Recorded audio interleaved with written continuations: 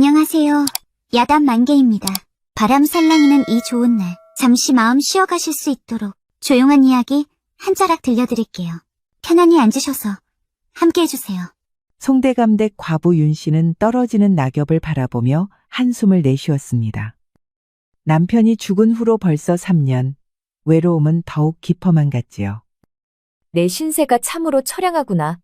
혼례를 치르자마자 서방을 잃다니. 나이 30도 안 되어 과부가 되었으니 이를 어찌할꼬. 윤 씨는 명문 사대부인 최대 감댁 며느리였지요. 허나 그러면 뭐 합니까? 그야말로 빚 좋은 개살구인데 답답한 최대 감댁에서 사는 재미라곤 아무것도 없었지요. 사내의 손 한 번 못 잡고 과부 신세라니. 앞으로 이긴 세월을 무슨 낙으로 산단 말인가? 그때 여종인 춘섬이 조용히 문을 열고 들어왔습니다. 마님, 아침 진지를 드실 시간입니다. 큰마님께서 마님을 기다리고 계십니다. 불호령 내리시기 전에 어서 가셔요. 시어머니는 매일같이 날 들볶는구나. 알겠다. 곧 나가겠다. 윤 씨는 천천히 일어나 거울 앞에 앉았습니다. 거울에 비친 자신의 모습은 창백하고 야위어 있었지요. 28배 나이에 과부가 되었으니 그 쓸쓸함이 오죽하겠습니까? 난 이렇게 늙어가고 말 것이야. 삶이 아니라 감옥이 따로 없구나. 한숨을 폭 내쉰 윤 씨는 몸가짐을 정돈하고 방을 나섰습니다.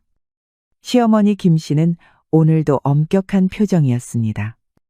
아침부터 얼굴색이 좋지 않구나. 자고로 양반과 며느리는 얼굴빛에도 흔들림이 없어야 하느니라. 네. 어머님, 명심하겠습니다. 시어머니의 눈길이 그녀의 행동 하나하나를 감시하는 것이 느껴졌지요. 윤 씨는 젓가락을 들었지만 식욕이 없어 밥알만 뒤적였습니다. 요즘 집안 농사일이 엉망이더구나. 아무래도 새 머슴을 들이는 것이 좋겠다. 어머님 뜻대로 하시어요. 덕구아재에게 머슴을 뽑으라 말해두겠습니다. 윤 씨는 공손히 대답했지만 가슴 속에서는 답답한 뿐이었지요. 하여 밥상을 물리고는 자리에서 일어났습니다. 오후가 되자 마당에는 새로 온 머슴들로 북적였습니다. 최고참 머슴인 덕구아재는 하나하나 꼼꼼히 살펴보았습니다. 이번에 들어온 자들은 모두 힘이 좋아 보이는구나. 이 집안 머슴은 근면한 것이 미덕이다. 자, 내일부터 바로 일을 시작하도록 하거라. 윤 씨는 마당 한켠에 서서 이 광경을 지켜보았습니다. 그러던 중 머슴 한 명에게 시선이 갔지요. 마침 덕구아재가 그 머슴에게 말을 걸었습니다. 너, 이름이 뭐라 했더냐? 상돌이라 합니다. 힘쓰는 일이라면 자신 있습니다. 상돌이는 키가 크고 어깨가 단단한 머슴이었습니다. 눈빛에는 범상치 않은 기품이 깃들어 있었지요. 듬직한 것이 보통 사내가 아니로고. 참으로 머슴 같지 않은 풍채로구나. 윤 씨는 무의식 중에 발걸음을 그쪽으로 옮겼지요. 순간 상돌이도 고개를 들어 그녀와 눈이 마주쳤습니다. 윤 씨의 가슴이 묘하게 떨렸습니다. 새로운 머슴인가? 그러합니다, 마님. 힘이 세고 일도 부지런하다 하여 데려왔습니다. 상돌은 공손히 허리를 숙였습니다. 허나 그의 눈빛은 윤 씨의 얼굴을 똑바로 바라보았지요. 다른 하인들과 다른 당돌함에 윤 씨는 당혹감을 느꼈습니다. 마님을 위해 열심히 일하겠습니다. 그리하거라. 우리 집 일은 덕구에게 배우도록. 윤 씨는 담담한 목소리로 말했지만 귓불이 살짝 붉어졌습니다. 상돌의 시선이 그녀를 따라오는 것이 느껴졌지요. 윤 씨는 서둘러 안채로 돌아갔습니다. 마님, 새 머슴이 범상치 않은 것 같습니다. 무슨 소리냐. 그저 머슴일 뿐이다. 허나 윤 씨는 어째 가슴이 자꾸만 두근거렸지요. 이른 새벽, 윤 씨는 잠에서 깨어났습니다. 밤새 잠을 뒤척이다 바람을 쐬러 밖에 나왔지요. 마당을 거닐던 윤 씨는 어디선가 들려오는 물소리에 걸음을 멈췄습니다. 우물가에서 상돌이가 상반신을 드러낸 채 물을 끼얹고 있었습니다. 윤 씨는 급히 몸을 숨겼지요. 그녀의 심장이 또다시 빠르게 뛰기 시작했습니다. 아니, 저리도 사내다운 사내가 있단 말인가. 윤 씨는 숨을 죽이고 그 광경을 바라보았습니다. 상도리의 근육이 물을 끼얹을 때마다 출렁였지요. 온몸의 구릿빛 피부는 어느새 물에 젖어 번들거렸습니다. 응. 저게 대체 뭐야? 상도리의 등에 선명한 상처 자국이 드러났습니다. 채찍에 맞은 듯한 흉터가 여러 줄 나 있었지요. 윤 씨는 놀라움의 손으로 입을 가렸습니다. 누구십니까? 상도리의 목소리에 윤 씨는 몸을 더 깊숙이 숨겼습니다. 바람 소리였나 보군. 상도리가 우물가를 떠나자 윤 씨는 안도의 한숨을 내쉬었습니다. 허나 그녀의 마음 속에는 상도리가 깊이 새겨져 있었지요. 그의 단단한 근육, 넓은 어깨, 그리고 등의 상처 자국까지 말입니다. 내가 어떻게 되었나 보다. 안주인이 되어서 머슴을 훔쳐보다니. 윤 씨는 떨리는 가슴을 진정시키며 방으로 돌아갔지요. 침소로 돌아온 윤 씨는 거울 앞에 앉았습니다. 거울 속 자신의 모습이 낯설게 느껴졌지요. 아까부터 무슨 생각을 하고 있담? 그녀는 자신의 얼굴을 두 손으로 감쌌습니다. 마님, 아침 진지 드실 시간입니다. 오늘은 몸이 좋지 않구나. 어머님께 그리 전하거라. 윤 씨는 춘섬을 물리고는 자리에 누웠습니다. 허나 눈을 감아도 상돌의 모습이 선명하게 떠올랐지요. 그녀의 마음속에서는 이미 금지된 욕망의 불씨가 피어오르고 있었습니다. 윤 씨는 저녁이 되어서야 안채 대청마루로 나왔습니다. 하루 종일 누워있더니 얼굴색이 더 나빠졌구나. 어디 아픈 데가 있느냐? 아닙니다. 어머님. 그저 잠을 설쳐 피곤할 뿐입니다. 사실 그녀는 하루 종일 상돌이를 생각하느라 마음의 갈등을 겪고 있었지요. 허나 입 밖으로 낼 수야 없는 노릇이었습니다. 네가 남편을 잃은 지 이제 3년이 지났구나. 앞으로는 더욱더 몸가짐을 조심해야 할 것이다. 명심하겠습니다. 어머님. 윤 씨는 공손히 대답했으나 가슴 속에서는 반발심이 일었습니다. 28의 나이에 평생 과부로 살아야 한다는 현실이 그녀를 짓눌렀지요. 밤이 깊어 침소로 돌아온 윤 씨는 창가에 서서 달빛을 바라보았습니다. 대갓집 며느리라곤 해도 허울 뿐이구나. 매일같이 시어머니에게 시달리는데 위로해줄 남편도 없었지요. 울적한 마음의 달을 보는데 마침 상도리가 홀로 마당에 앉아 있었습니다. 상도리는 달빛 아래에서 무언가를 읽고 있었지요. 글 읽는 머슴이라니. 참으로 신기한 사내로구나. 그날 밤 윤 씨는 한참이나 상도리를 바라보았습니다. 부르셨습니까? 마님? 그래. 잘 왔다. 안채 처마가 비가 새는 것 같으니 살펴보고 고쳐다오. 네, 마님. 당장 살펴보겠습니다. 윤 씨는 상도리가 처마를 살피는 모습을 지켜보았습니다. 그의 단단한 팔 근육이 사다리를 오갈 때마다 꿈틀거렸지요. 윤 씨의 가슴도 조금씩 빨라졌습니다. 어디가 문제인 것 같으냐? 기와 몇 장이 살짝 어긋나 있습니다. 금세 다 고쳐놓겠습니다요. 더울 텐데 한 잔 마시고 하거라. 윤 씨는 상도리에게 막걸리를 건넸습니다. 평소 같으면 상상도 할 수 없는 일이었지요. 이런 분의 넘치는 대접을 받다니 황송합니다. 대접을 받으면서 둘의 손가락이 스쳤습니다. 순간적인 접촉이었지만 윤 씨는 전율을 느꼈지요. 상돌의 눈빛도 미묘하게 변했습니다. 시킬 것이 더 있으니 저녁에 잠시 들리거라. 네, 마님. 이따 찾아뵙겠습니다. 두 사람의 시선이 다시 한번 마주쳤지요. 그 안에는 말로 표현할 수 없는 무언가가 담겨 있었습니다. 그날 밤 윤 씨는 거울 앞에 앉았지요. 오래간만에 화장을 하니 자꾸만 몸이 달아올랐습니다. 부르셨습니까, 마님? 그래. 어서 들어오거라. 상돌의 목소리는 낮고 조용했습니다. 윤 씨는 깊게 숨을 들이마시고 문을 열었지요. 너에게 물을 것이 있어서 불렀다. 말씀하십시오, 마님. 침묵이 흘렀습니다. 촛불이 바람에 흔들려 두 사람의 그림자가 춤을 추었지요. 윤 씨는 용기를 내어 한 걸음 다가갔습니다. 네 등에 있는 상처는 어쩌다 생긴 것이냐? 상돌이는 대담하게 웃었답니다. 그것이 궁금하셨습니까? 아니면 제 등을 보고 싶으신 것입니까? 윤 씨는 말문이 막혔습니다. 그녀의 손이 떨리기 시작했지요. 상돌이는 조심스럽게 윤 씨의 손을 잡았습니다. 마님, 이 길이 위험하다는 것을 아시지요? 벼랑간 상돌이가 윤 씨를 품에 안았습니다. 강인한 팔이 그녀의 허리를 감싸자 윤 씨는 숨을 멈췄지요. 둘의 입술이 닿는 순간 그녀는 전율을 느꼈답니다. 아무도 알아서는 아니 된다. 걱정 마십시오. 누구에게도 말하지 않을 것입니다. 그렇게 두 사람은 뜨겁게 하나가 되었답니다. 마님은 꽃보다 아름다우십니다. 정말이냐? 네가 볼 때 정말 그러하느냐? 사내가 자기를 아름답다고 하는 순간 온몸이 짜르르했지요. 혼례를 치르자마자 청상과부가 된 윤 씨에겐 모든 게 생소했습니다. 윤 씨는 상돌의 품에서 진정한 여자로 다시 태어나는 것을 느꼈지요. 그들의 밤은 길고 뜨거웠습니다. 몇 달이 지난 어느 날이었습니다. 하루는 기와집 대문으로 관원들이 들어섰지요. 관아에서 오셨다 하셨소. 무슨 일로 찾아오셨습니까?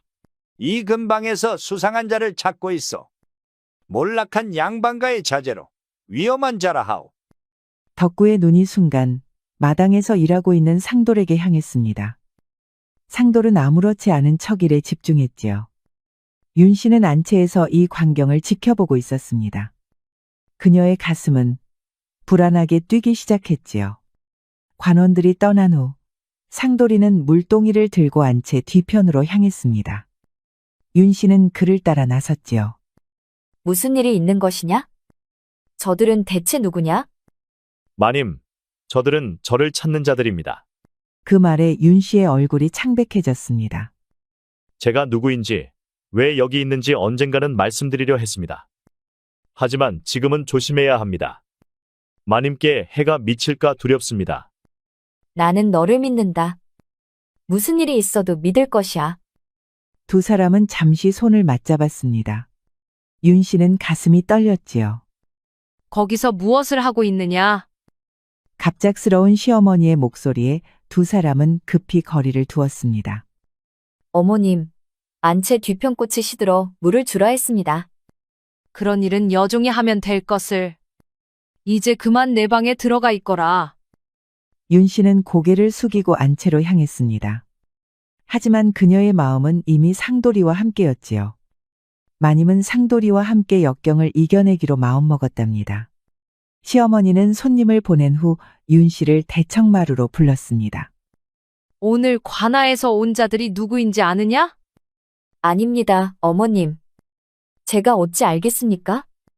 반역자의 자손을 찾고 있다고 하더구나. 윤 씨는 또다시 철렁했지만 내색하지 않았습니다. 앞으로 하인들과의 접촉을 줄이거라.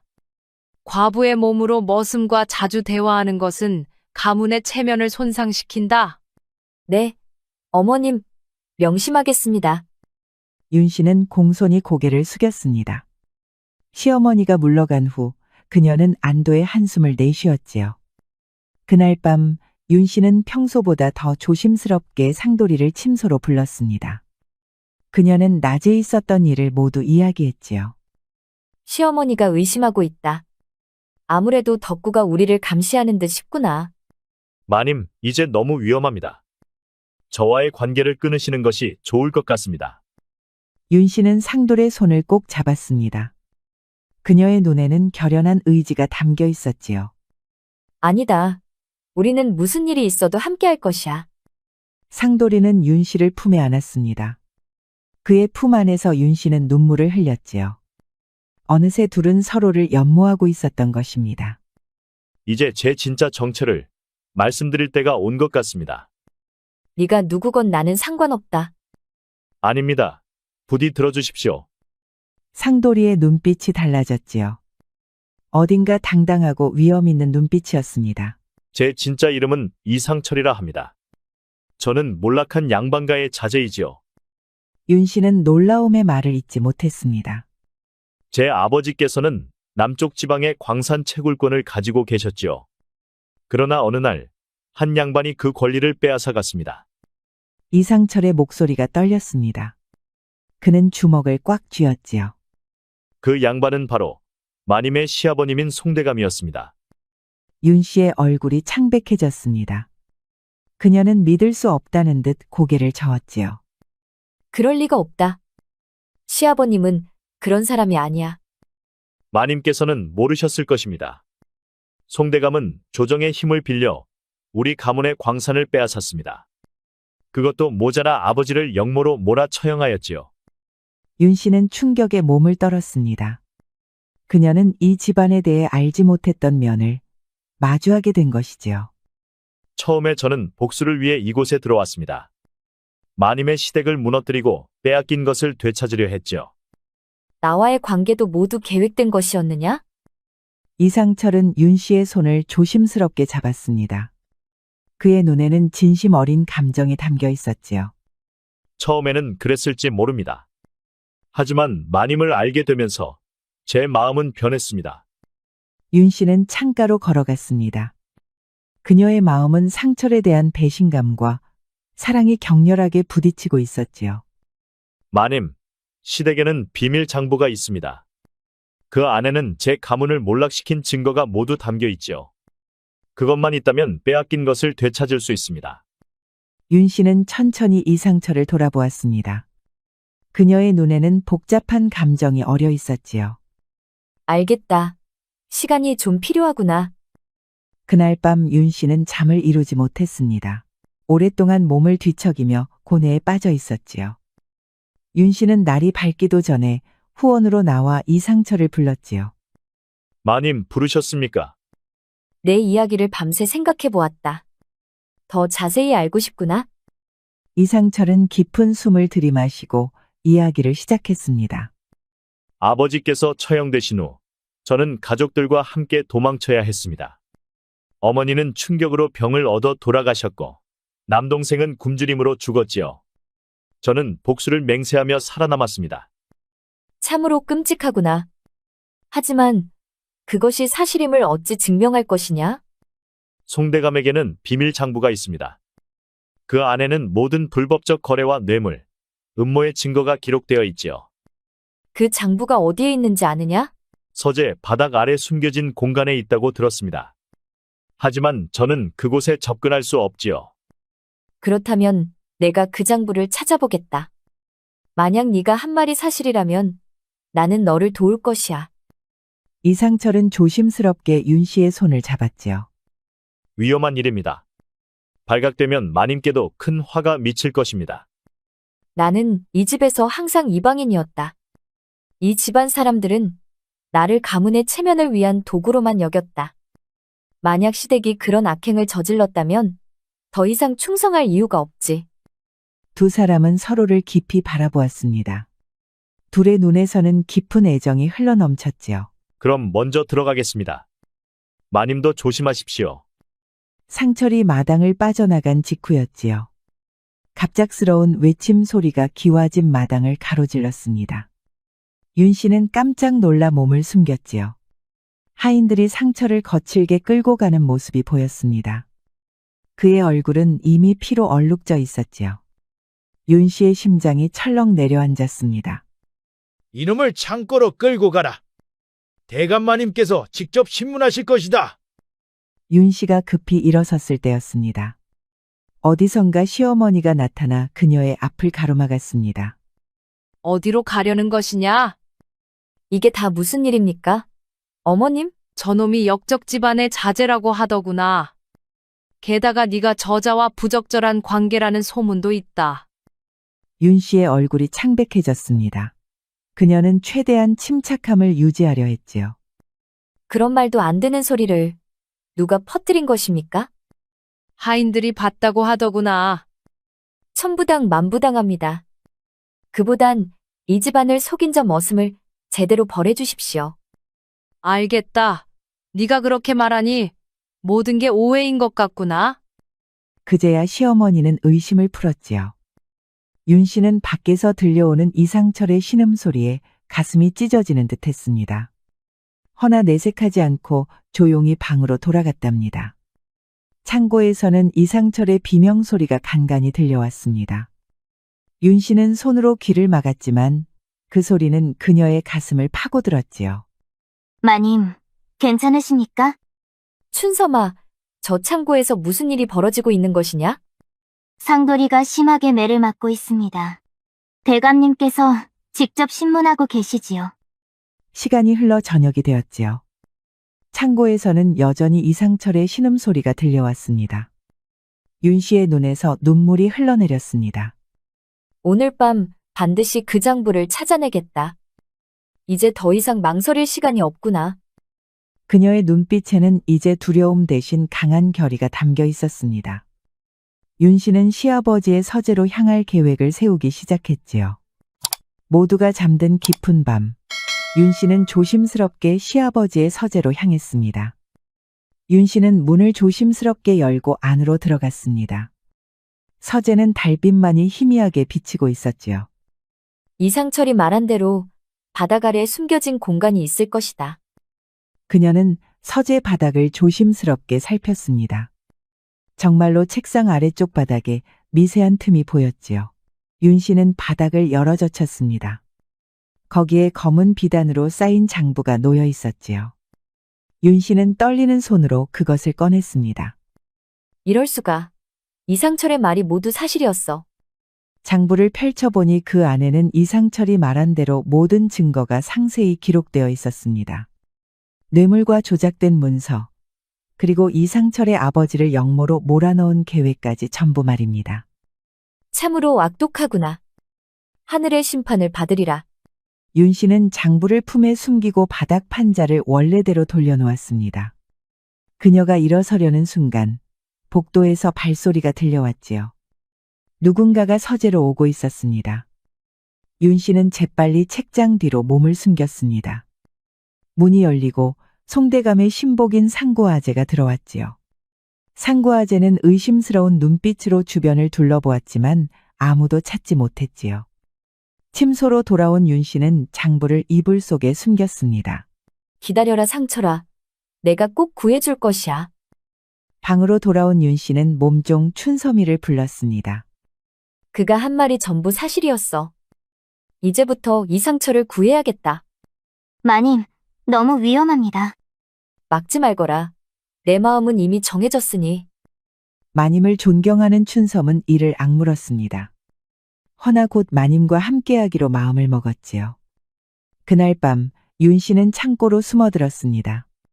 이상철, 정신 차려요. 제발 나를 떠나지 마세요. 윤 씨와 춘섬은 이상철을 업고 안방으로 돌아왔지요. 갖은 고초를 겪은 이상철은 꼬리말이 아니었지요. 윤 씨는 이상철의 이마에 차가운 수건을 올려놓았습니다. 마님, 열이 너무 높아지고 있습니다. 이대로 가다간 말하지 마라. 그는 죽지 않을 것이야. 윤 씨는 밤새 이상철의 곁을 지켰습니다. 그녀는 수건을 적셔 그의 이마와 목, 가슴을 닦아주었고 상처에 약재를 발랐지요. 하지만 이상철의 상태는 점점 악화되고 있었습니다. 새벽이 되자 이상철의 상태가 위급해졌습니다. 그의 얼굴은 창백함을 넘어 푸르스름해졌지요. 이상철, 내 말이 들리나요? 제발 버텨요. 우리는 아직 함께할 일이 많아요. 이상철은 의식이 오락가락하는 상태에서 헛소리를 했습니다. 그는 때로는 아버지를 부르고 때로는 윤 씨의 이름을 불렀지요. 윤 씨는 절망 속에서 그를 품에 안았습니다. 마님, 시댁에서 수색이 시작되었다고 합니다. 하인들이 이상철 도령을 찾고 있다 합니다. 어서 문을 잠그고 아무도 들이지 마라. 내가 아프다고 하고? 바깥에서 발소리가 가까워졌습니다. 이상철, 조금만 더 버텨요. 내가 당신을 꼭 살려낼 테니. 마님, 시어머님께서 오고 계십니다.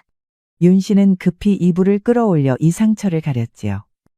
그리고는 마치 자기가 아픈 것처럼 흉내를 내었답니다. 윤 씨는 병색이 완연한 얼굴로 침상에 누워 있었습니다. 시어머니가 방문을 열고 들어왔지요. 그녀의 날카로운 눈빛이 방 안을 샅샅이 살폈습니다. 어제부터 몸이 좋지 않다고 하더구나. 가슴이 답답하고 열이 오르는 것 같습니다. 어머님. 아마도 요즘 마음이 혼란스러워 그런 것 같습니다. 시어머니는 의심스러운 눈빛으로 윤 씨를 바라보았습니다. 그녀는 천천히 방 안을 둘러보며 말을 이었지요. 그 머슴이 도망쳤다. 집안을 샅샅이 뒤지고 있으니 곧 잡히고 말 것이야. 윤 씨는 침착함을 유지하려 노력했습니다. 그녀의 심장은 빠르게 뛰고 있었지만 표정은 평온했지요. 그러합니까? 반드시 잡아서 본보기를 보여주십시오. 그자가 혹시 너를 찾아오지는 않았느냐? 중상을 입었다고 하니 멀리 가지는 못했을 것이다. 아닙니다, 어머님. 제가 어찌 그런 사람과 관련이 있겠습니까? 시어머니는 마지막으로 한 번 더 방을 둘러본 후 나갔습니다. 윤 씨는 안도의 한숨을 내쉬었지요. 품속에 꼭 끌어안고 있던 상철은 여전히 의식이 희미한 상태였습니다. 이상철의 상태는 여전히 위중했지만 간신히 목숨을 유지하고 있었지요. 이상철, 조금만 더 버텨요. 당신을 꼭 살려낼 테니. 춘섬이 조심스럽게 방으로 들어왔습니다. 그녀의 손에는 뜨거운 물과 약재가 들려 있었지요. 마님, 산에서 구해온 약초입니다. 상처에 좋다고 합니다. 고맙구나, 춘섬아. 네가 아니었다면 이상철을 살릴 수 없었을 것이다. 시댁의 수색은 계속되었지만 그녀의 기지로 번번이 위기를 모면했지요. 일주일이 지나자 드디어 이상철의 의식이 돌아왔지요. 마님, 당신이 이렇게까지 해주실 줄은 몰랐습니다. 이제 나는 당신의 편이에요. 우리는 함께 이 시련을 이겨낼 것이에요. 윤 씨는 이상철의 이마에 입을 맞추었습니다. 그녀의 마음은 이제 완전히 그에게 향해 있었지요. 당신이 회복하는 대로 여길 떠나요. 어디든지 함께 가고 싶군요. 두 사람의 손이 달빛 아래서 단단히 하나가 되었습니다. 그날 저녁이었습니다. 춘섬이 조심스럽게 방문을 열고 들어왔습니다. 그녀의 표정은 딱딱하게 굳어 있었지요. 마님, 시댁에서 마님을 친정으로 돌려보내기로 결정했다 합니다. 헌데 아무래도 수상합니다. 돌려보내는 도중에 자객을 보내어 습격할 모양새입니다. 윤 씨의 얼굴이 창백해졌습니다. 이상철은 그녀의 손을 꼭 잡았지요. 이제 우리가 떠날 때가 온 것 같습니다. 마님, 윤 씨와 이상철은 도주 계획을 세우기 시작했습니다. 둘은 송대감댁을 벗어나 저 먼 산속으로 달아나기로 하였지요. 마님, 저와 함께 가시면 고생이 많을 것입니다. 시댁에서의 안락한 감옥살이보다야 훨씬 나을 것이에요. 두 사람은 서로를 바라보며 미소 지었습니다. 둘의 눈빛에는 숨길 수 없는 깊은 애정이 담겨 있었지요. 그날 밤 윤 씨와 상철은 시댁을 빠져나왔습니다. 그들은 어둠을 틈타 산속의 작은 마을로 향하는 숲길을 걷고 있었지요. 윤 씨는 이상철의 팔을 부축하며 천천히 걸음을 옮겼습니다. 마님 괜찮으십니까? 양반가의 안락함을 버리고 이렇게 도망자가 되다니. 저는 괜찮아요. 당신과 함께라면 어디든 갈 수 있어요? 두 사람은 서로를 바라보며 미소 지었습니다.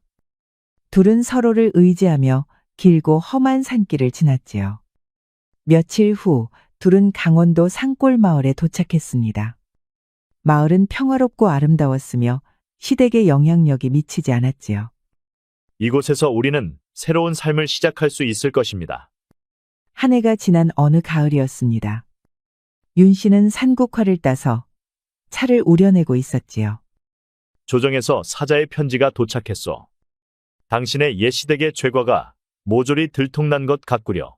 송대감을 비롯한 시댁 식구들이 아주 큰 벌을 받게 되었다는 것이었습니다. 그야말로 사필귀정이었지요. 결국 진실은 가려지지 않는 법이군요. 억울한 사람들도 이제는 조금이나마 위로가 되었을까요?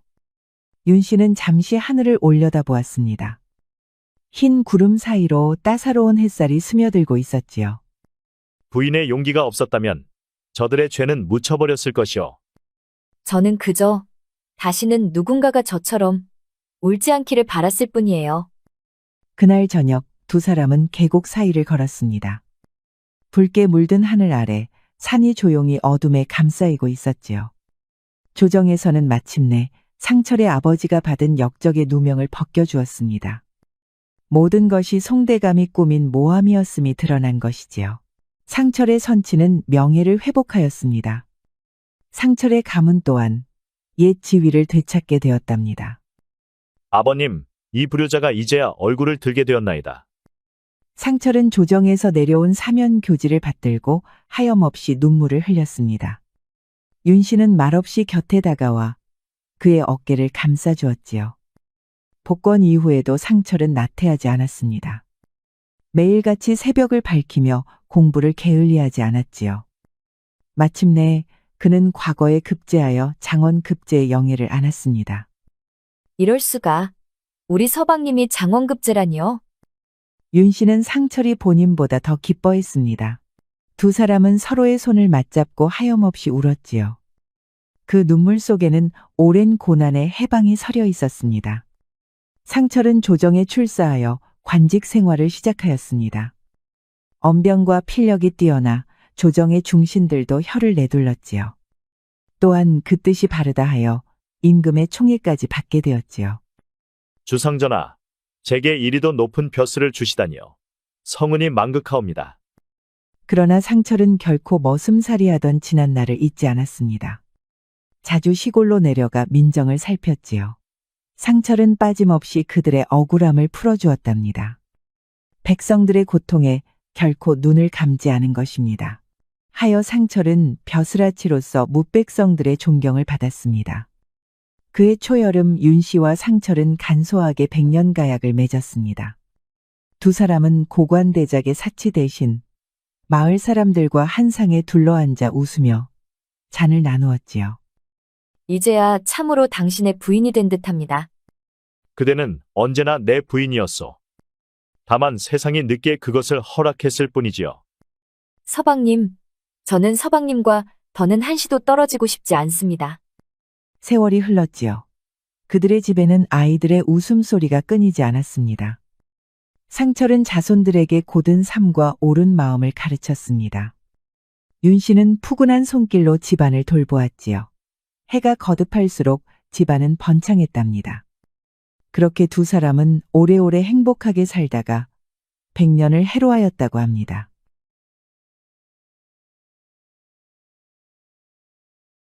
한양 저작거리는 울음바다가 되었습니다. 명망 있는 윤명호 대사원이 형장의 이슬이 되었기 때문입니다. 이건 분명 모함이오. 그렇고 말고. 그 좋은 분이 영모라니 말도 안 돼. 간악한 이 판서의 짓이 분명하구먼. 백성들은 이조판서 이명헌 대감의 짓이라며 수군거렸지요. 허나 누구 하나 나서는 이가 없었습니다. 그도 그럴 것이 이 판서는 나는 새도 떨어뜨릴 권력자였기 때문이었지요. 대사원의 유일한 자제 유놈은 추적자들을 피해 몸을 숨겼습니다. 반드시 아버님의 억울함을 풀어드리라. 어딘가 아버지께서 남긴 글이 있을 것이다. 유놈은 한양 근교의 초가에 숨은 채 아버지의 유품을 하나하나 살피고 있었지요. 그는 낡은 서책 사이에서 아버지의 필체로 적힌 종이를 발견했습니다. 거기엔 백룡회라는 글자와 함께 이명헌 판서의 이름이 적혀 있었지요. 백룡회와 이 판서는 도대체 무슨 관계란 말인가? 그때 문이 열리며 김진사가 들어왔습니다. 그는 유놈의 아버지가 생전에 아끼던 제자였습니다. 스승의 죽음 이후 목숨을 걸고 유놈을 보호해왔지요. 도련님, 바깥은 위험하옵니다.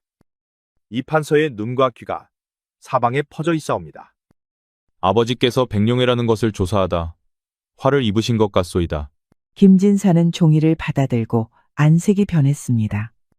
그는 한숨을 깊이 내쉬었지요. 역시 그러하셨군요. 대감마님께서는 조선을 등 뒤에서 주무르는 악당들을 찾고 계셨사옵니다. 그 충정이 화를 부른 것이옵니다. 유놈의 눈에 결연한 빛이 어렸습니다. 김어른, 제가 어찌 이대로 숨어 살 수 있겠소이까? 아버지의 원수를 갚는 것이 자식의 도리가 아니겠소? 하오나 도련님 홀로 맞서기엔 그들의 힘이 너무 강하옵니다. 그렇다면 먼저 힘을 키울 것이오. 허나 때가 되면 아버지의 원수를 반드시 갚을 것이요. 윤음의 눈빛에는 불꽃 같은 결의가 타오르고 있었지요. 그렇게 3년이 지났습니다. 윤음은 정체를 숨긴 채 아버지의 원수에 대한 정보를 모으고 있었지요. 갑자기 골목 안쪽에서 들려오는 비명 소리에 그의 발걸음이 멈춰섰습니다. 무슨 일이 벌어지는 것이오? 조심스레 다가가 보니 포졸 셋이 노인을 둘러싸고 있었습니다. 그들은 노인의 짐을 뒤지며 돈을 빼앗고 있었지요. 세금을 제대로 내지 않았으니 이 정도는 감수해야지. 이미 정해진 세금은 모두 냈사옵니다. 이것은 제 손주의 약값이옵니다. 듣기 싫다. 이 판서의 신복인 우리들을 무시하는 게야? 이 판서가 권력을 잡은 이후로 탐관오리들이 날뛰고 있었지요. 이제는 말단 관리들조차 이 판서의 이름을 들먹이며 수탈을 했답니다. 참으로 간악한 자들이로구나. 백성을 지켜야 할 포졸이 오히려 도적질이라니. 윤음의 가슴에 분노가 치밀었습니다. 문득 그의 시선이 길가에 놓인 검은 탈에 닿았지요. 시장의 탈장수가 팔다 남긴 것이었습니다. 윤음은 재빨리 검은 가면을 쓰고 포졸들 앞에 나타났습니다. 그의 손에는 길가에서 주운 나무 막대가 들려 있었지요. 백성의 재물을 빼앗는 자, 하늘의 벌을 받을지어다. 포졸들이 놀라 돌아보았습니다. 검은 가면을 쓴 자가 어느샌가 그들을 가로막았지요. 감히 우리 일에 끼어드는 놈이 누구냐? 너희에게 밝힐 이름은 없다. 흑명객이라 하면 족하리라. 윤음은 지난 3년간 밤낮 없이 무예를 수련했습니다. 그 좋아하던 책도 내려놓고 귀신처럼 연습에 매달렸지요. 이제 그 결실을 보일 때였습니다. 뭣들 하느냐? 어서 저놈을 잡아라. 붙잡아서 박살을 내야겠다. 포졸들이 육모방망이를 휘두르며 덤벼들었습니다. 허나 윤음은 바람처럼 빨랐지요. 방망이를 슬쩍 피하더니 번개처럼 발길질을 날렸지요. 한 방에 포졸이 날아갔습니다. 그 바람에 뒤에 2명까지 같이 쓰러졌답니다. 아니, 이놈이 신들린 듯 하는구나. 겁을 먹은 포졸들은 이내 도망쳤지요. 노인은 감격하여 윤음의 손을 잡았습니다. 은인이시여, 이 은혜는 평생 잊지 않겠습니다. 당연한 일을 한 것뿐입니다. 윤음은 가면 속에서 뜨거운 감정이 일었습니다. 고민하던 윤음은 새로운 결심을 하였지요. 흑면객으로 변장하여 백성을 도울 심산이었습니다. 도련님, 이는 위험한 일이옵니다. 도탄에 빠진 백성들을 어찌 두고 보겠소. 그렇다면 저도 도련님의 뜻을 돕겠습니다. 김진사도 뜻을 꺾고 윤음을 돕기로 마음먹었습니다. 그날 이후 한양의 밤거리에는 흑면객의 소문이 퍼져나가기 시작했습니다. 백성들은 흑면객을 진정한 의인이라 칭송했답니다. 그렇게 한 달이 지났지요.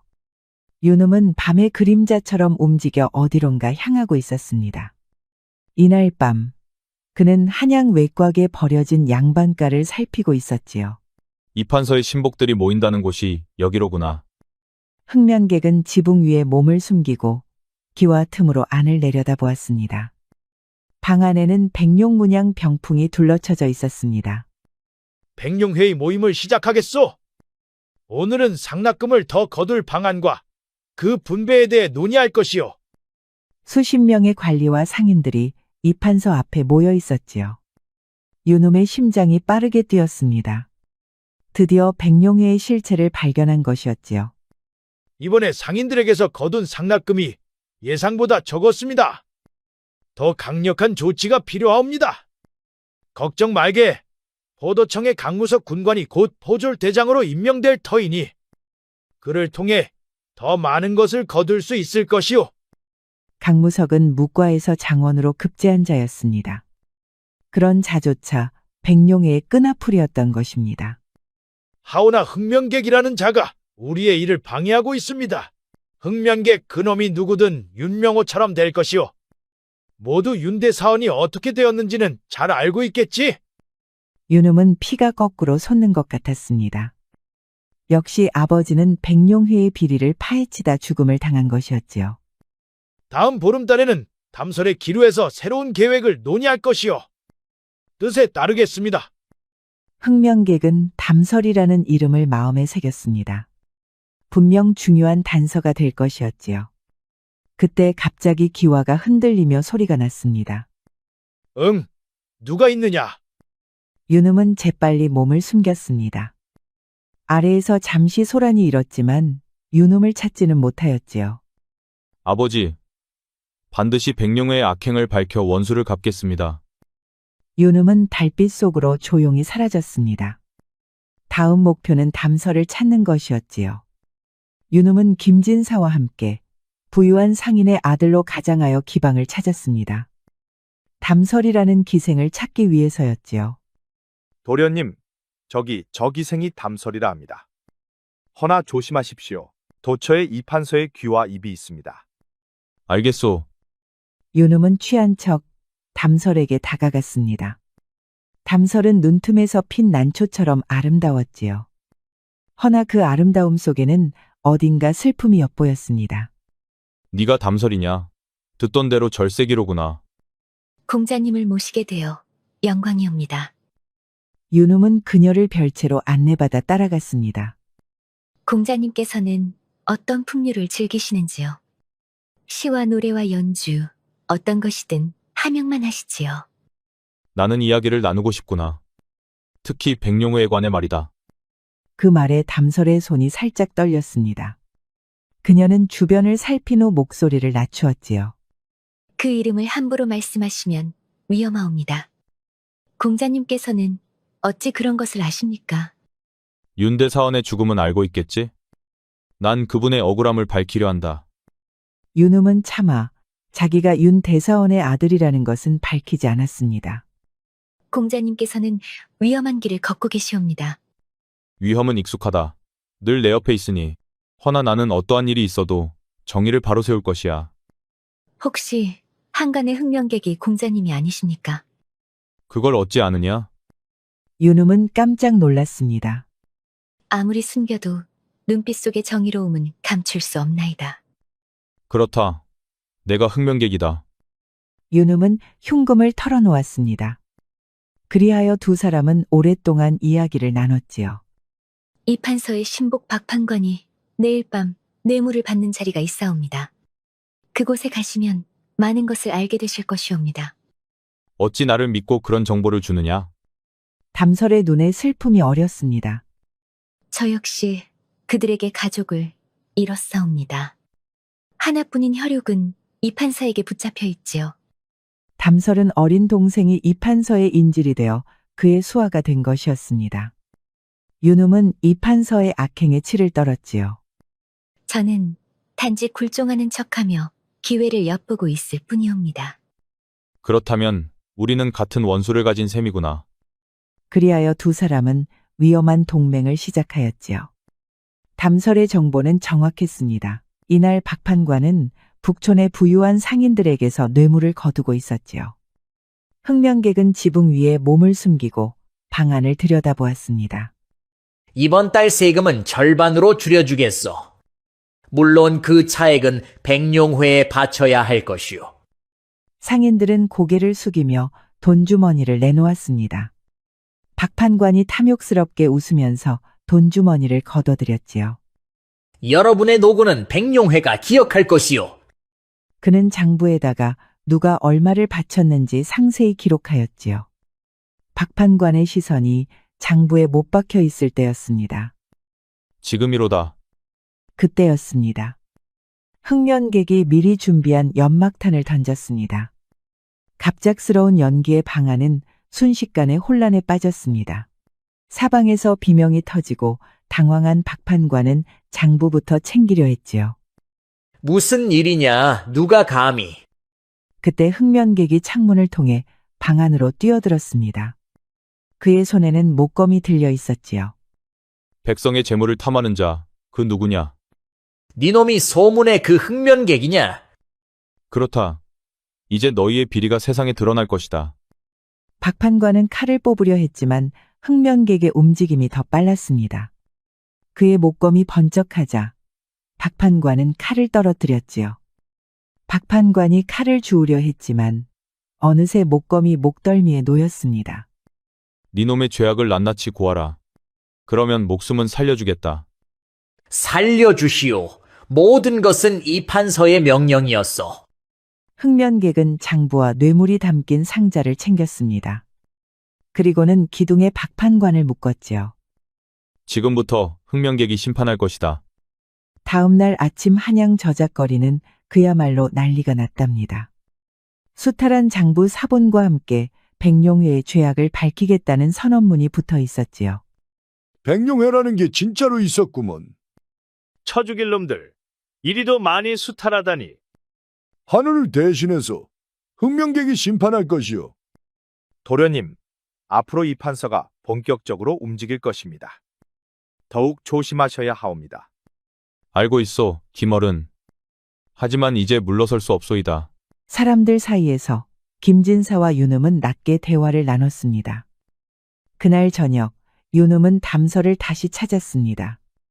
보란 듯이 성공하셨군요. 하오나, 이제부터가 진짜 시작이옵니다. 함께 싸워주겠소? 끝까지 함께하겠어요. 우리의 원수를 갚기 위해. 두 사람의 손이 조심스럽게 맞닿았습니다.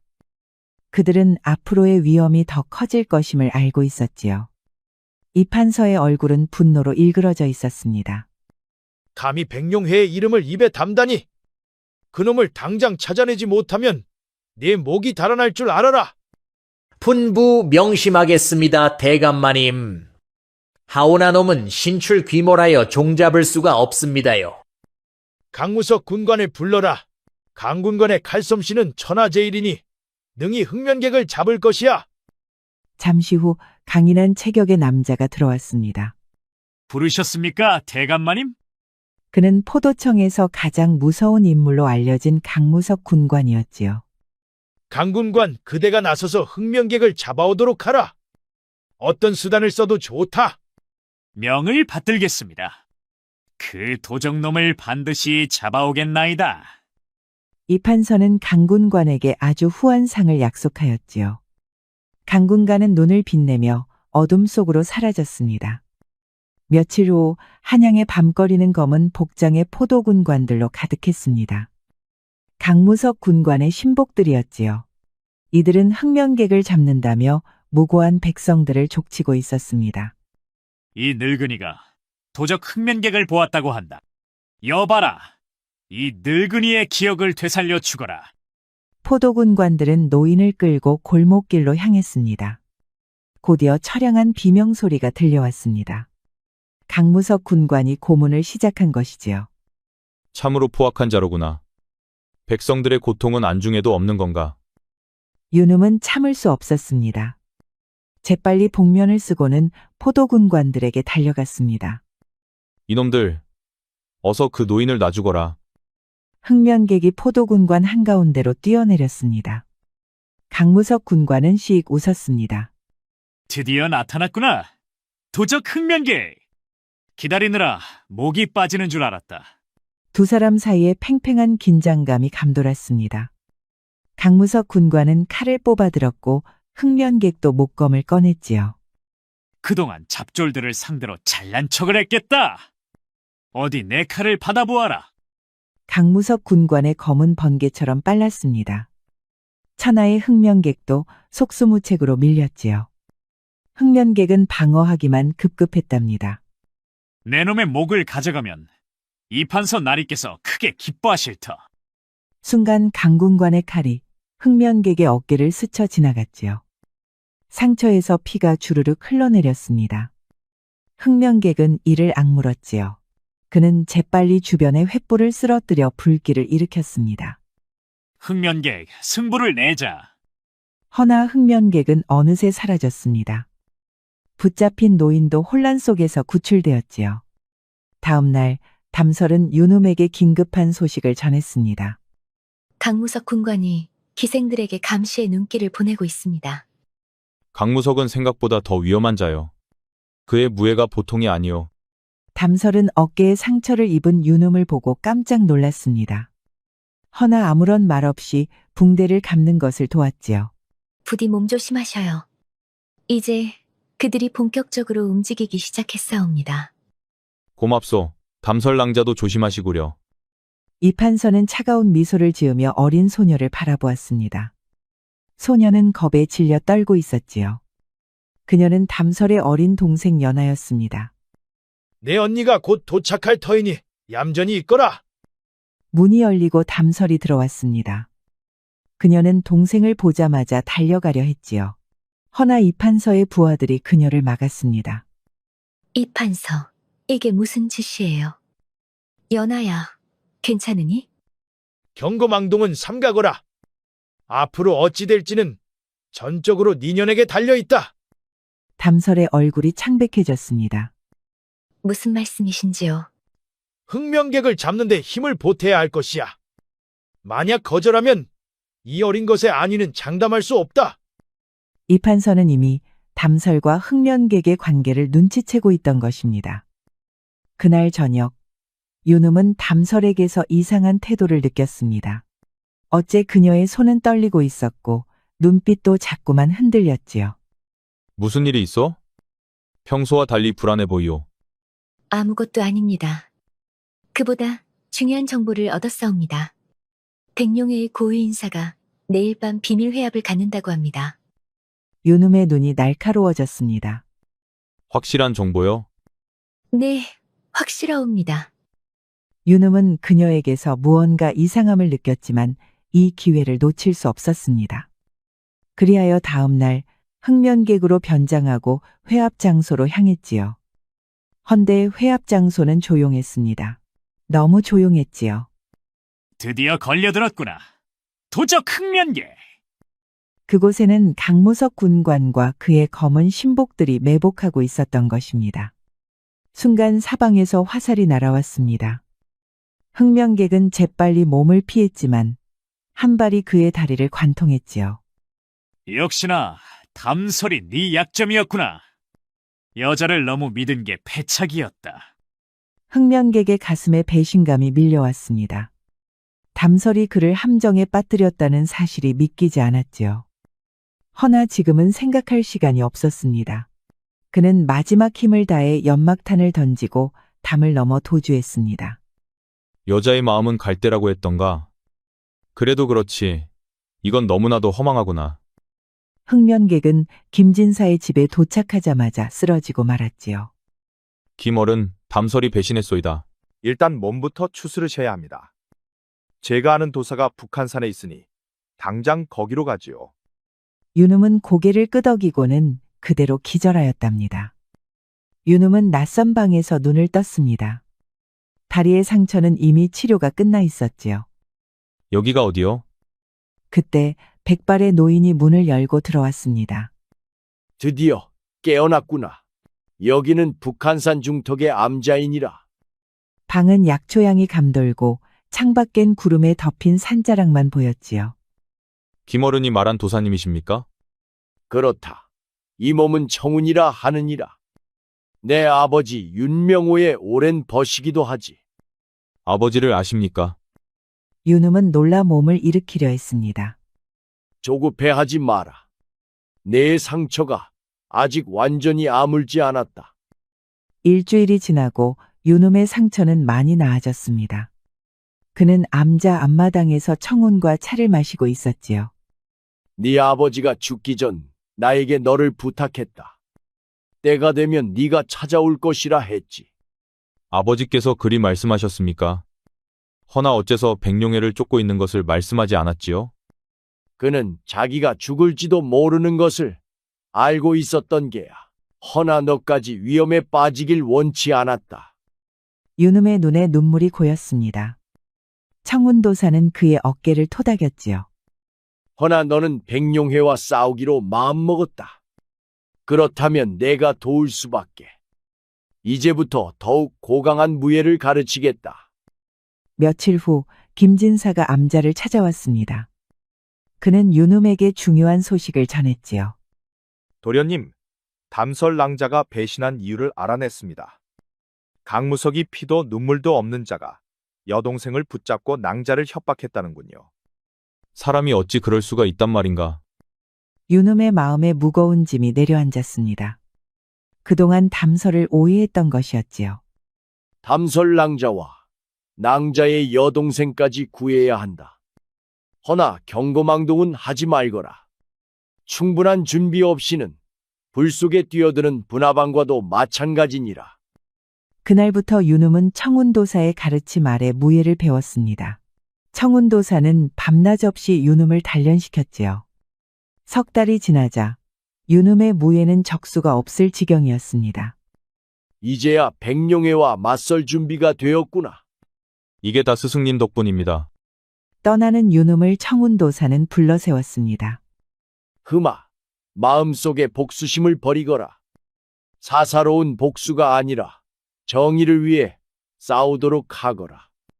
명심하겠습니다. 윤음은 깊이 고개를 숙였지요. 석 달 사이 윤음의 눈동자는 깊은 호수처럼 맑고 조용해졌답니다. 한양으로 돌아온 흑명객은 곧장 이판서의 저택으로 향했습니다. 오늘 밤은 백룡회의 정기 회합 날짜였지요. 이번에는 실패하지 않으리라. 그는 사당 지붕 위에서 아래를 내려다보았습니다. 백룡 문양이 그려진 병풍 앞에 이판서와 여러 관리들이 모여 있었지요.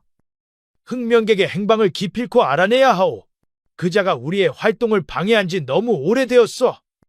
순간 흑명객이 지붕에서 뛰어내렸습니다. 백룡회의 악행이 오늘로 끝날 것이오. 그러나 이판서의 얼굴에는 승리의 미소가 번졌습니다. 드디어 나타났구나. 흑명객. 아니, 윤명호의 아들 윤음. 여봐라. 모두 나오거라. 순간 사방의 문이 열리며 복병들이 쏟아져 나왔지요. 그중엔 강무석 군관도 있었습니다. 기다리고 있었다. 흑면객. 그리하여 치열한 전투가 벌어졌지요. 이판서의 수하들은 참으로 많았습니다. 사방에서 칼날이 날아들었지요.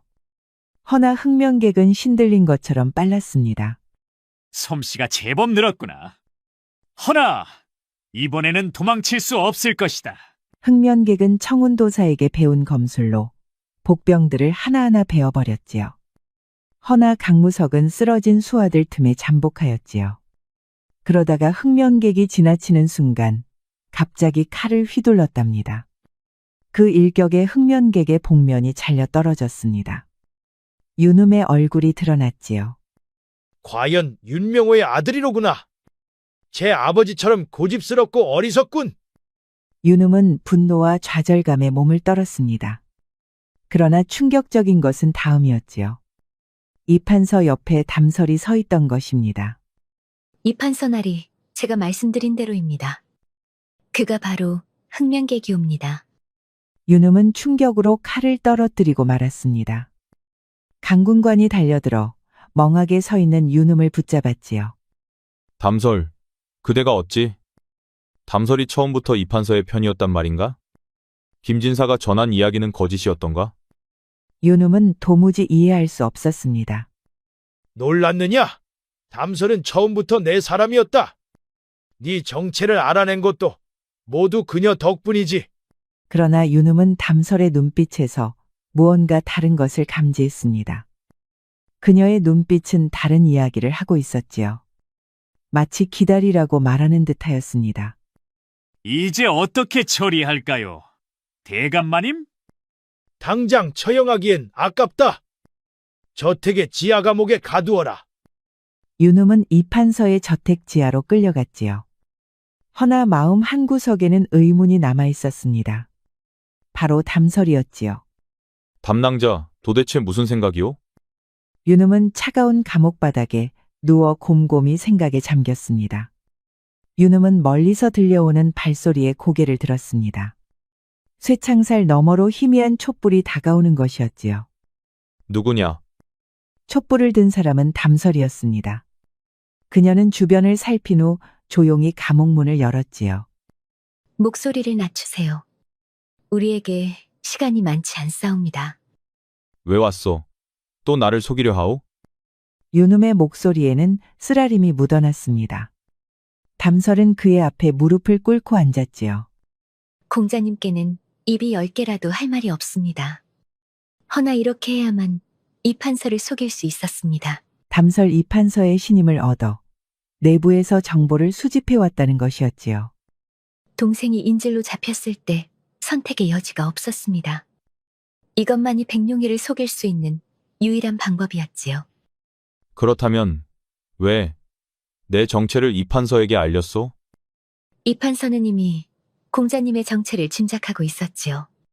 차라리 제가 먼저 나서서 알려주고 이 판서의 신임을 얻고자 했던 것이옵니다. 윤음은 담설의 진심 어린 말에 조금씩 마음이 풀어졌습니다.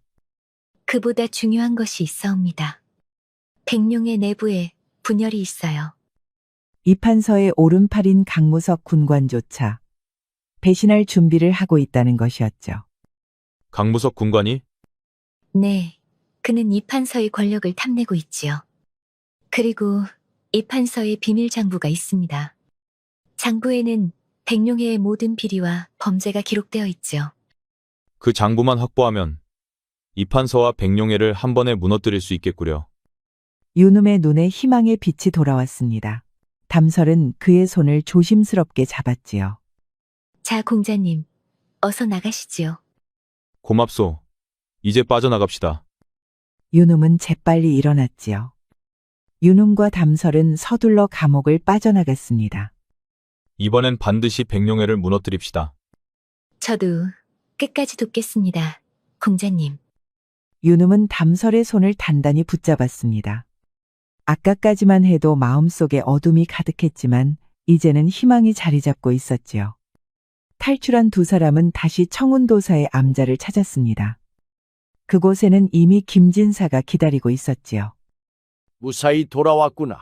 이제 우리는 마지막 승부를 준비해야 한다. 스승님, 담설이 이판서의 비밀 장부에 대해 알려주었습니다. 그것만 확보하면 백룡회를 무너뜨릴 수 있을 것입니다. 윤음의 말에 김진사가 수염을 쓸어 넘겼습니다. 이제 우리가 어떻게 행동해야 할지 논의해야 합니다. 네 사람은 밤새도록 계획을 세웠습니다. 내일 밤이 적기입니다. 이 판서가 중요한 손님을 맞이하느라 경비가 분산될 것이옵니다. 그렇다면 그 틈을 타서 장부를 확보해야 합니다. 내가 직접 저택에 잠입하겠소. 모든 준비를 마친 윤음은 아버지의 검을 허리에 찼습니다. 검은 복면을 두른 그의 눈에서는 강렬한 의지가 감돌았지요. 그럼 이제 가야 할 때가 되었소. 모두 각자의 위치에서 다시 만납시다. 그들은 서로를 바라보며 마지막 결의를 다졌습니다. 응, 담설 낭자, 할 말이 있소? 아닙니다. 그저 몸 조심하십시오.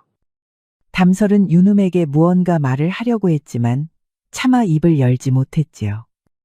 허나 그녀의 눈에는 윤음을 염려하는 빛이 가득했답니다. 흑면객은 어둠에 몸을 숨기고 이판서의 저택을 살폈습니다. 담설의 정보대로 중요한 손님 맞이를 앞두고 경비가 분산되어 있었지요. 그는 담장을 넘어 안으로 침입했습니다. 이제 비밀 장부를 찾을 때다. 흑면객은 경비병들의 순찰 시간을 피해 조심스럽게 움직였습니다. 마침내 그는 작은 밀실 앞에 도착했습니다. 문은 잠겨 있었지만 청운도사에게 배운 검술로 쉽게 열 수 있었지요. 안으로 들어가자 책장과 장롱이 보였습니다. 그리고 위에는 붉은 비단으로 쌓인 장부가 있었지요. 흑면객이 장부에 손을 뻗는 순간 뒤에서 목소리가 들렸습니다. 역시 네가 올 줄 알았다, 흑면객. 그 장부는 내가 가져갈 것이다. 이 판서를 무너뜨리는 것은 나의 몫이니. 강무석 군관이 칼을 뽑아들고 서 있었지요. 어째서 이판서를 배신하려는 것이오? 나는 이 판서가 충신인 줄 알았다. 허나 그는 탐관오리에 불과했지. 이제는 내가 백룡회를 차지해 모든 것을 바꿀 것이다.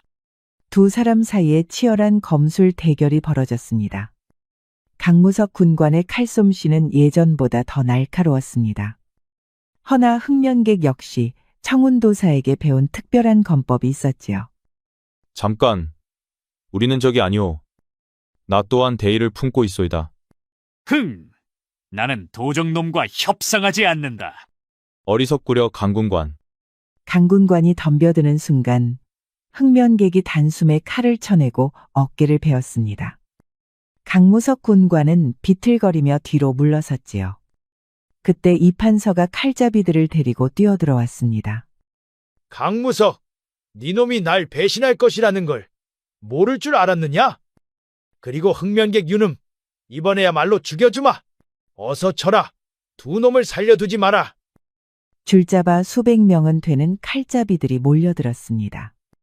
강무석과 흑면객은 저마다 십수명을 쓰러뜨렸지요. 허나 점점 두 사람은 구석으로 몰렸습니다. 그때 강무석이 위기에 빠졌지요. 흑면객은 번개같이 칼잡이를 베어 강무석을 구출했습니다. 고맙다, 흑면객. 내가 그대를 오해한 것 같다. 지금이라도 알아서 다행이오. 합심한 두 사람은 어깨를 맞대고 칼잡이들과 맞섰습니다. 조선 최고의 두 검객이 힘을 합치니 오히려 적들을 점점 몰아붙이는 게 아니겠습니까? 이판서는 화가 나서 수하들을 닥달했습니다. 겨우 두 놈이다. 당장 베어버리지 못하겠느냐? 그때 밖에서 요란한 소리가 들렸습니다. 김진사가 이끈 의로운 백성들이 양반가에 들어온 것이었습니다. 도련님, 우리가 왔소이다. 이제 포위당한 것은 이판서의 수하들이었지요. 칼잡이들은 하나둘 쓰러지다가 마침내 모두 칼을 버리고 항복했습니다. 이판서는 당황하여 뒤로 물러섰습니다. 이럴 수가. 니놈들이 감히. 흑면객은 비밀 장부를 들어보였습니다. 이제 당신의 악행이 모두 드러날 것이오. 이 장부에는 모든 증거가 담겨 있어. 흑면객의 말에 마침내 이판서가 무너졌습니다. 그렇게 백룡회는 하룻밤 만에 일망타진되었지요. 며칠 후 한양의 관아에는 긴장감이 감돌았습니다. 주상의 명을 받은 암행어사가 상석에 앉았지요. 그 앞에는 포박된 이판서와 백룡의 구성원들이 무릎을 꿇고 있었지요. 유눔은 더 이상 흑면객이 아닌 억울하게 누명을 쓴 양반 유눔으로서 자리에 있었습니다. 이조판서 이명헌, 그대는 비밀조직 백룡회를 조직하여 백성들을 착취하고 이에 저항한 윤명호를 모함하여 죽음에 이르게 하였다. 이 죄는 만번 죽어도 씻을 수 없는 중죄니라. 암행어사는 비밀 장부를 펼쳐 보였습니다. 그곳에는 백룡회의 모든 비리와 범죄가 상세히 기록되어 있었지요. 이 장부에 모든 증거가 있다. 내 죄를 인정하느냐? 명확한 증거가 있는 이상 이판서도 더는 발뺌할 수가 없었습니다. 이판서는 고개를 떨군 채 아무런 말도 하지 못했지요. 이판서는 결국 사형에 처해졌고 다른 관리들은 유배를 떠났지요. 오직 강무석 군관만이 그 공을 인정받아 벼슬을 유지했습니다. 윤공자, 내 그대를 역적이라 오해했어. 입이 10개라도 할 말이 없구려. 괜찮소. 지금이라도 함께 의로운 일에 힘을 보탭시다. 그리하여 유눔은 아버지의 무고함을 증명하고 가문의 명예를 회복했습니다. 허나 흑면객의 정체는 끝내 밝히지 않았지요. 아버지, 마침내 원수를 갚았습니다. 그때 담설이 다가왔습니다. 강군관 덕분에 그녀의 동생 연하도 무사히 구출되었지요. 이제 모든 것이 끝났습니다. 대사원께서도 하늘에서 기뻐하실 것이옵니다. 아니요, 이것은 끝이 아니라 새로운 시작이오. 나는 이제 더 많은 이들을 위한 삶을 살고 싶소. 도련님, 이제 어찌하실 생각이옵니까? 아직은 모르겠소. 하지만 분명한 것은 더 이상 과거의 상처에 얽매이지 않겠다는 것이오. 유눔은 담설을 바라보며 깊은 감사와 애정을 느꼈습니다. 그들의 앞에는 이제 새로운 길이 펼쳐져 있었지요. 백룡회가 몰락하고도 한 달이 지났습니다. 그날 밤 흑면객은 마지막으로 한양의 밤거리를 순찰했습니다. 유눔은 이제 한양을 떠나 새로운 삶을 시작하기로 결심했지요. 그의 옆에는 담설이 함께 있었답니다. 이것이 마지막 순찰이 되겠구나. 이 한양도 그립겠네요. 두 사람은 자신을 알아본 노인 앞에 멈춰 섰습니다. 노인은 깊이 절을 했지요. 흑면객 날이 덕분에 우리 백성들이 편히 숨 쉴 수 있게 되었사옵니다. 언제 다시 뵐 수 있겠사옵니까? 내가 없어도 정의는 계속될 것이오. 그러니 이제 작별이 외다. 어느새 밤의 골목길엔 백성들이 가득했지요. 그들은 떠나는 흑명객을 향해 깊게 절을 하였습니다. 동이 트기 전 윤음은 청운과 김진사에게 작별을 고했습니다. 그들은 서로를 깊이 포옹했지요. 가는 길에 부지 평안하기를 바란다. 네 아버지도 하늘에서 너를 자랑스러워할 것이다. 도련님, 남쪽 해안가에 제가 마련해둔 작은 집이 있사옵니다. 그곳에서 새 삶을 시작하시기 바라옵니다. 두 분의 은혜 평생 잊지 않겠습니다. 담설이 말을 이끌고 다가왔습니다. 떠날 준비가 되었사옵니다. 갑시다. 갈 길이 멀구려. 허나 함께라면 어떤 어려움도 이겨낼 수 있을 것이옵니다. 그들의 앞에는 불확실하지만 희망찬 미래가 펼쳐져 있었지요. 두 사람은 말에 올라 남쪽을 향해 떠났습니다. 백성을 도와주는 의인이 나타나면 사람들은 그를 흑면객이라 불렀지요. 어쩌면 그는 진짜 흑면객이었을 것입니다. 아니면 그의 정신을 이어받은 다른 누군가일 수도 있었지요. 흑면객의 이름만 들어도 백성들은 희망을 얻고 악당들은 벌벌 떨었지요. 그렇게 흑면객의 전설은 오래도록 입에서 입으로 이어졌다고 합니다.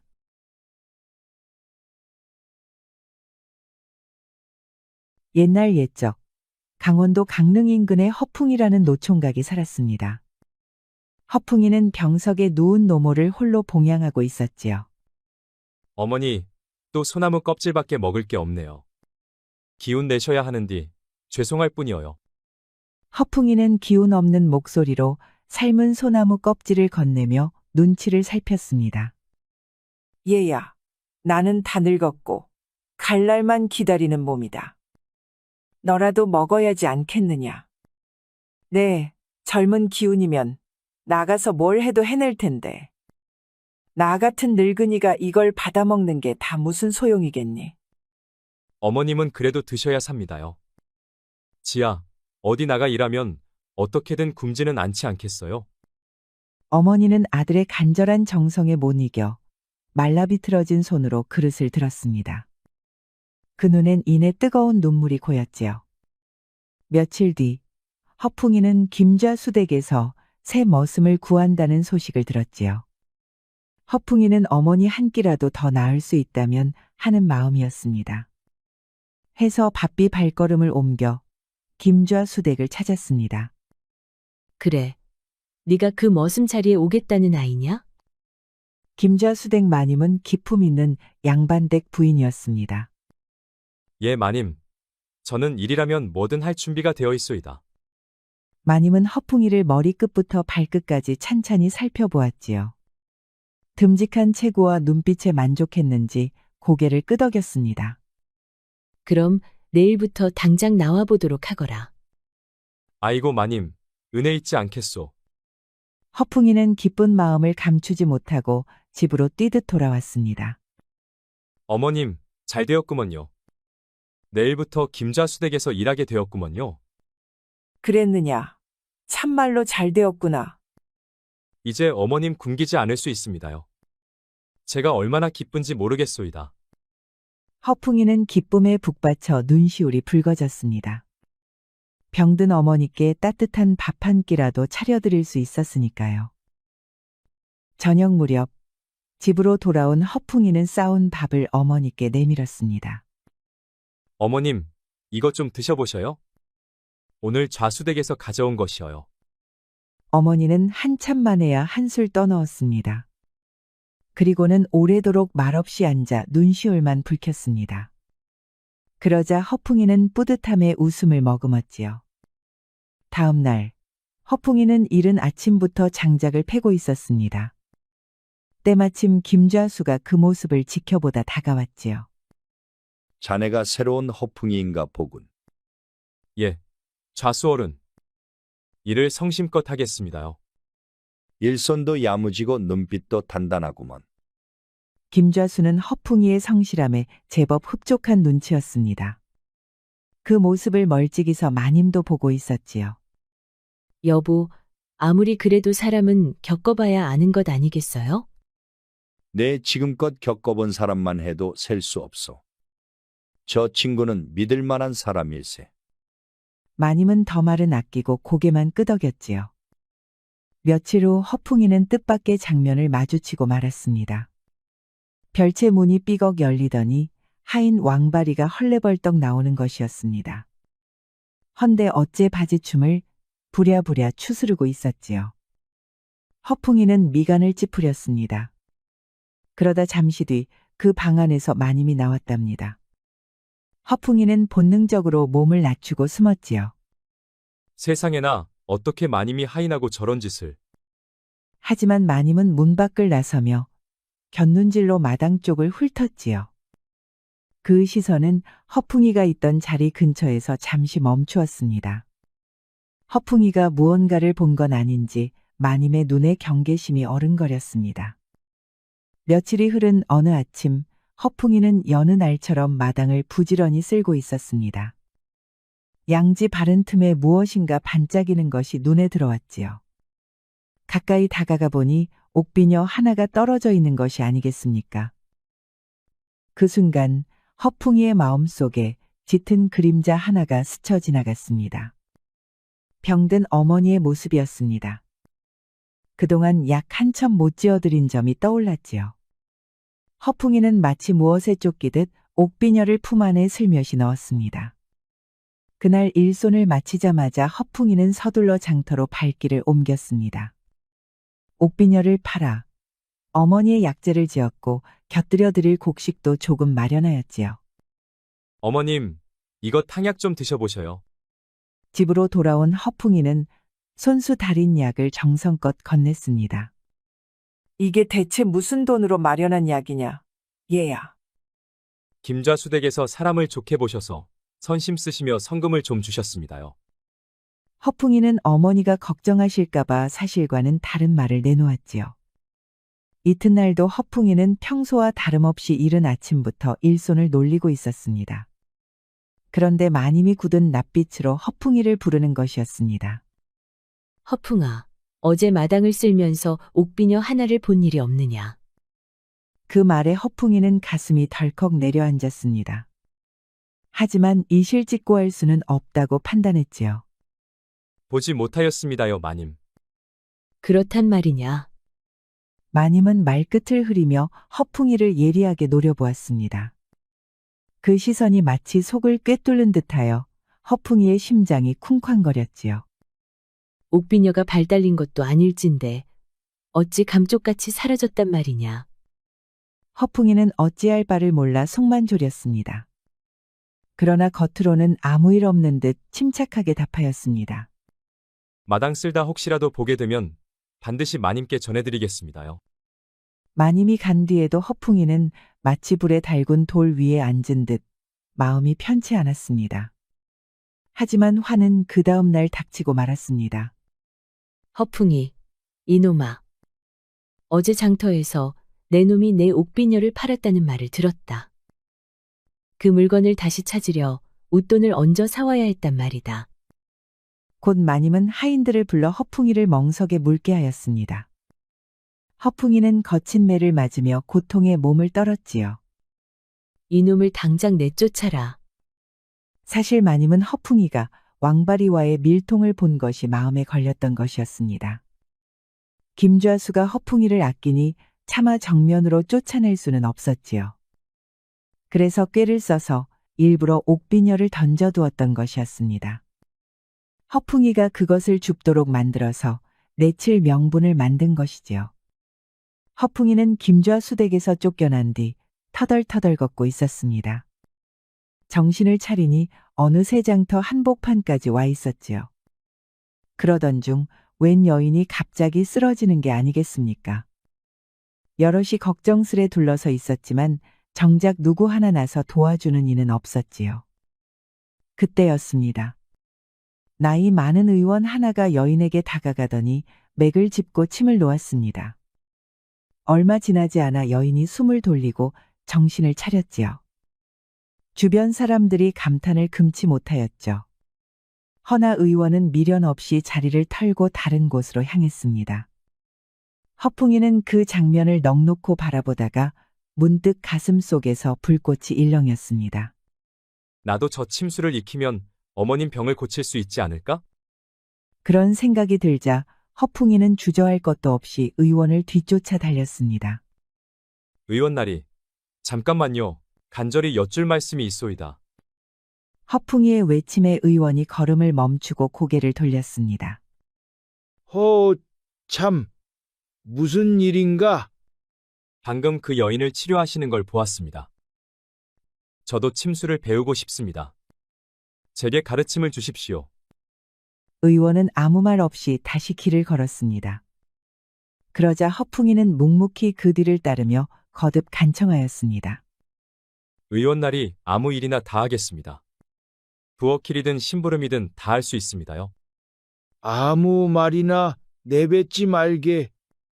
세상 일이 그렇게 쉬운 줄 아는가? 그래도 허풍이는 물러서지 않았습니다.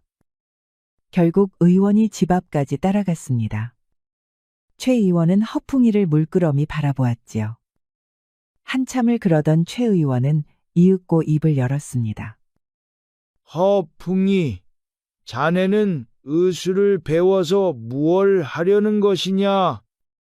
지는 병든 어머님을 모시고 살고 있습니다요. 제 손으로 어머님 병부터 꼭 고쳐드리고 싶습니다요. 의원은 허풍이의 대답에 잠시 고개를 끄덕이더니 뭔가 떠보려는 듯 다시 물었습니다.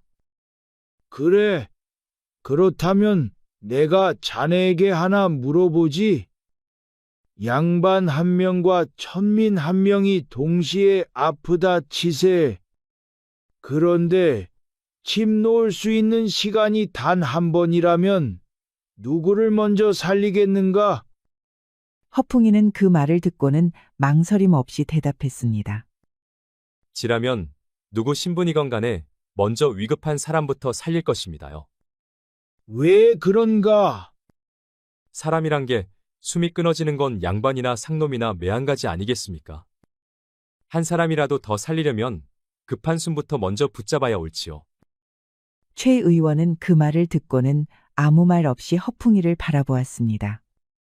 그 눈빛 속에는 어딘가 모르게 흐뭇한 기색이 서려 있었지요. 좋다. 그 마음이면 됐다. 일단 들어와 허드레실부터 시작해보게나.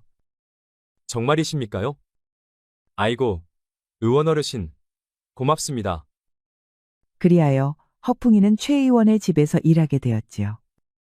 이튿날 아침, 최 의원이 왕진 준비를 하며 허풍이를 불렀습니다. 자네 어머니가 있는 곳으로 앞장서게. 제 집으로 가시겠다는 말씀이십니까요? 말이 많군. 어서 가세. 허풍이가 앞장서자 의원은 말없이 그 뒤를 따랐습니다. 이윽고 허름한 초가가 보이자 허풍이는 고개를 숙였습니다. 여기 옵니다, 의원나리. 최 의원은 별말 없이 마루로 올라 방 안으로 들어섰습니다. 최 의원은 말없이 앉아 어머니의 맥을 짚었습니다. 허풍아, 이게 다 무슨 일이냐? 의원나리께서 어머님 병을 알고 이렇게 친히 와주셨어요. 아이고, 세상에. 이런 은혜가 또 있을까? 말씀은 마시고 진맥에 집중하시오. 최 의원은 정성스런 손길로 침을 놓기 시작했습니다. 곧이어 약재 꾸러미를 꺼내놓으며 말했습니다. 이건 기운을 보충해주는 약재니 푹 다려 자주 드리게. 진료를 마친 의원은 말없이 방을 나섰습니다. 허풍이는 어머니 곁에 앉아 그 손을 꼭 붙잡았습니다. 어머님, 푹 쉬셔요. 전 얼른 가서 의원 집일 도와드릴게요. 그리하여 허풍이는 다시 의원 집을 향해 총총히 달려갔습니다. 허풍이는 의원 집에 도착하자마자 곧바로 일을 시작했습니다. 마당을 쓸고 자풀을 뽑았으며 마루 위 먼지도 말끔히 닦아냈지요. 청소를 마치고는 쌓여있는 약재도 하나하나 정리를 했지요. 최 의원의 서재엔 책이 산더미처럼 쌓여 있었습니다. 허풍이는 낮에는 손일을 하고 밤이면 글을 익히며 시간을 보냈지요. 또한 최 의원이 환자를 볼 때마다 허풍이는 곁에서 진맥과 침수를 빠짐없이 지켜보았습니다. 그렇게 시간이 흘러 어느덧 3년이 훌쩍 지나갔지요. 허풍이는 어머니 병을 고치겠다는 일념으로 날마다 공부에 매달렸습니다. 의서가 손에서 떨어지는 일이 없었지요. 그리하여 최 의원의 의술을 온몸으로 익혔습니다. 그 결과 어머니의 병은 말끔히 나았습니다. 허풍이는 그런 어머니를 보며 눈물을 삼켰습니다. 이제 허풍이는 웬만한 의원 못지않은 실력을 지니고 있었습니다. 어느 날 아침, 마을 사람 허풍이가 다급히 달려왔습니다. 우리 아이가 갑자기 쓰러졌는데 좀 봐줄 수 있겠느냐? 내가 가진 게 없어? 의원을 부를 수가 없구나. 알겠습니다. 어서 앞장서시오. 허풍이는 곧장 마을 사람의 집으로 따라갔습니다. 집 안에는 아이가 배를 움켜쥐고 신음하고 있었습니다. 허풍이는 진맥을 짚은 뒤 몇 군데에 침을 놓았습니다. 그러자 아이는 서서히 숨을 고르며 잠이 들었고 통증은 사라졌습니다. 허풍아, 이제 의원이 다 되었구나. 정말 고맙다. 상한 걸 잘못 먹어 아랫배가 꼬인 것이오. 푹 자고 나면 괜찮을 겁니다요. 이 은혜를 어찌 갚아야 할지 모르겠다. 별 말씀 마시고 아이가 깨면 맛있는 것 해주시오. 그날 이후 허풍이를 찾는 사람들이 점점 늘어갔습니다. 어느 날 밤 청주댁이 다급히 허풍이를 찾아왔습니다. 허풍이 자는가? 이 밤중에 무슨 일입니까? 며느리가 아이 낳고 의식을 잃었는데 깨어나질 않는다네. 허풍이는 곧장 가방을 챙겼습니다. 앞장서시지요. 안방에는 산모가 정신을 잃은 채 누워 있었습니다. 허풍이는 진맥을 짚고 여러 자리에 침을 놓았습니다. 그리고는 밤새도록 산모를 돌보았지요. 마침내 해가 동쪽 하늘에 어렴풋이 비칠 무렵 산모가 눈을 떴습니다. 얘야, 정신이 드느냐? 여보, 날 알아보겠어? 아기는요? 아기는 무사한가요? 걱정 마라. 잘 태어나서 울음소리도 우렁찼단다. 산모는 안도의 숨을 내쉬었습니다. 이 약재로 탕을 지어 산모에게 드리십시오. 허풍이 총각 참말로 고맙소. 얼마 드리면 되겠는가? 돈은 괜찮습니다. 산모에게 몸에 좋은 음식이나 잘 챙겨주시지요. 그날도 허풍이는 한 생명을 살려냈습니다. 어느 날 왕진을 다녀온 최 의원이 허풍이를 보며 말했습니다. 요즘 자네 소문이 자자하더군. 마을 사람들은 자네를 명이라 부른다더구나. 허풍이는 고개를 조아렸습니다. 명이라니 황송할 따름이지요. 아직도 배울 게 많습니다요. 최 의원은 말없이 책장에서 낡은 의서 한 권을 꺼내 건넸습니다. 이건 내 스승께서 물려주신 의서다. 귀한 비방도 담겨 있으니 정독하거라. 이런 귀한 책을 어찌 저에게? 의술은 사람 목숨을 중히 여기는 이에게 필요한 것이다. 네가 만일 의술을 돈벌이 수단으로 여겼다면 나는 자네를 진작 내쳤을 게다. 하지만 너는 가난한 이들에게도 아낌없이 침을 놓더구나. 그 자세가 진정한 의원의 품격이다. 명심 또 명심하겠습니다. 스승님의 뜻을 본받아 바른 의원이 되겠습니다. 허풍이는 깊게 고개를 숙이고는 의서를 파고들었답니다. 어느 날 허풍이는 약재를 구하러 약재상 거리로 향했습니다. 약재 보따리를 들고 가는데 앞쪽에서 비단 장옷을 입은 여인들이 눈에 들어왔습니다. 양반가 규수 초이가 시종들과 함께 비단 가게를 나서는 참이었지요. 그런데 갑자기 초이의 얼굴이 새하얘지더니 바닥에 쓰러지는 것이었습니다. 아가씨 정신 차리셔요. 시종들은 어찌할 바를 몰라 우왕좌왕할 뿐이었습니다. 허풍이는 곧장 달려갔습니다. 비켜주십시오. 허풍이는 침착히 초이의 맥을 짚었습니다. 그리곤 재빨리 침통을 꺼내 인중과 손목에 침을 놓았지요.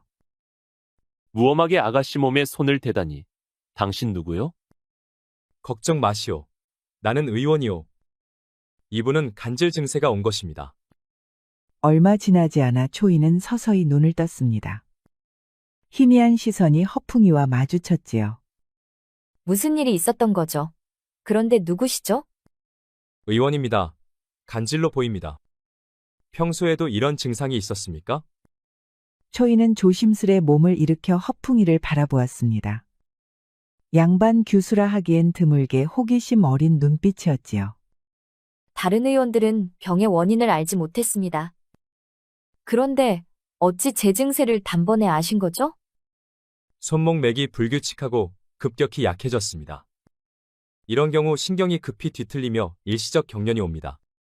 초이는 놀란 눈으로 고개를 끄덕였습니다. 맞아요. 갑자기 몸이 떨리고 그랬어요. 시종들은 안도의 숨을 내쉬며 허풍이에게 머리 숙여 인사했습니다. 아가씨를 살려주셔서 진심으로 감사드립니다. 의원님 조남이 어떻게 되시나요? 허풍이라 합니다. 특이한 이름이시군요. 절 살려주셔서 감사드립니다. 초이는 비록 양반가 규수였지만 허풍이를 대하는 태도는 남달랐습니다. 그 속엔 진심이 담겨 있었지요. 살해는 됐습니다. 하지만 무리하지 마시고 조심하셔야 합니다. 그리고는 표표히 사라졌답니다. 다음 날 허풍이는 의원 집에서 어제 구해온 약재를 손질하고 있었습니다. 그때 양반집 하인이 그를 찾아왔지요. 의원날이 좌상 이대감께서 모셔오라십니다. 대감께서 날 찾으신다고요? 어제 아가씨를 살린 일로 부르시려는 것입니다.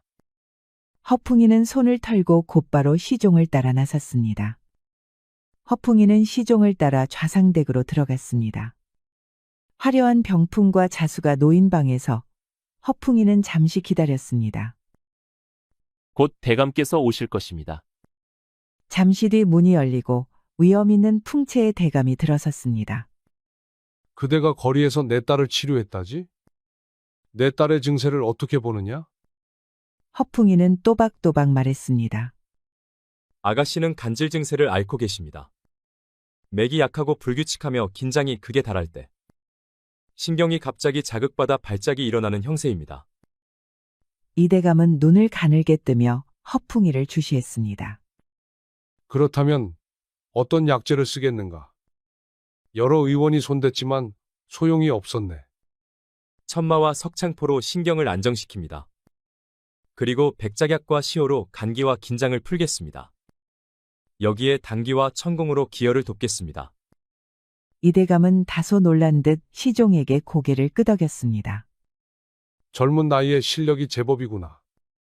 내 딸의 병은 오래된 것으로 그대가 고칠 수 있겠는가? 제 처방대로 일주일만 지켜보시면 반드시 차도가 있을 것입니다. 이때 옆방에 있던 초이는 두 사람의 대화를 모두 듣고 있었습니다.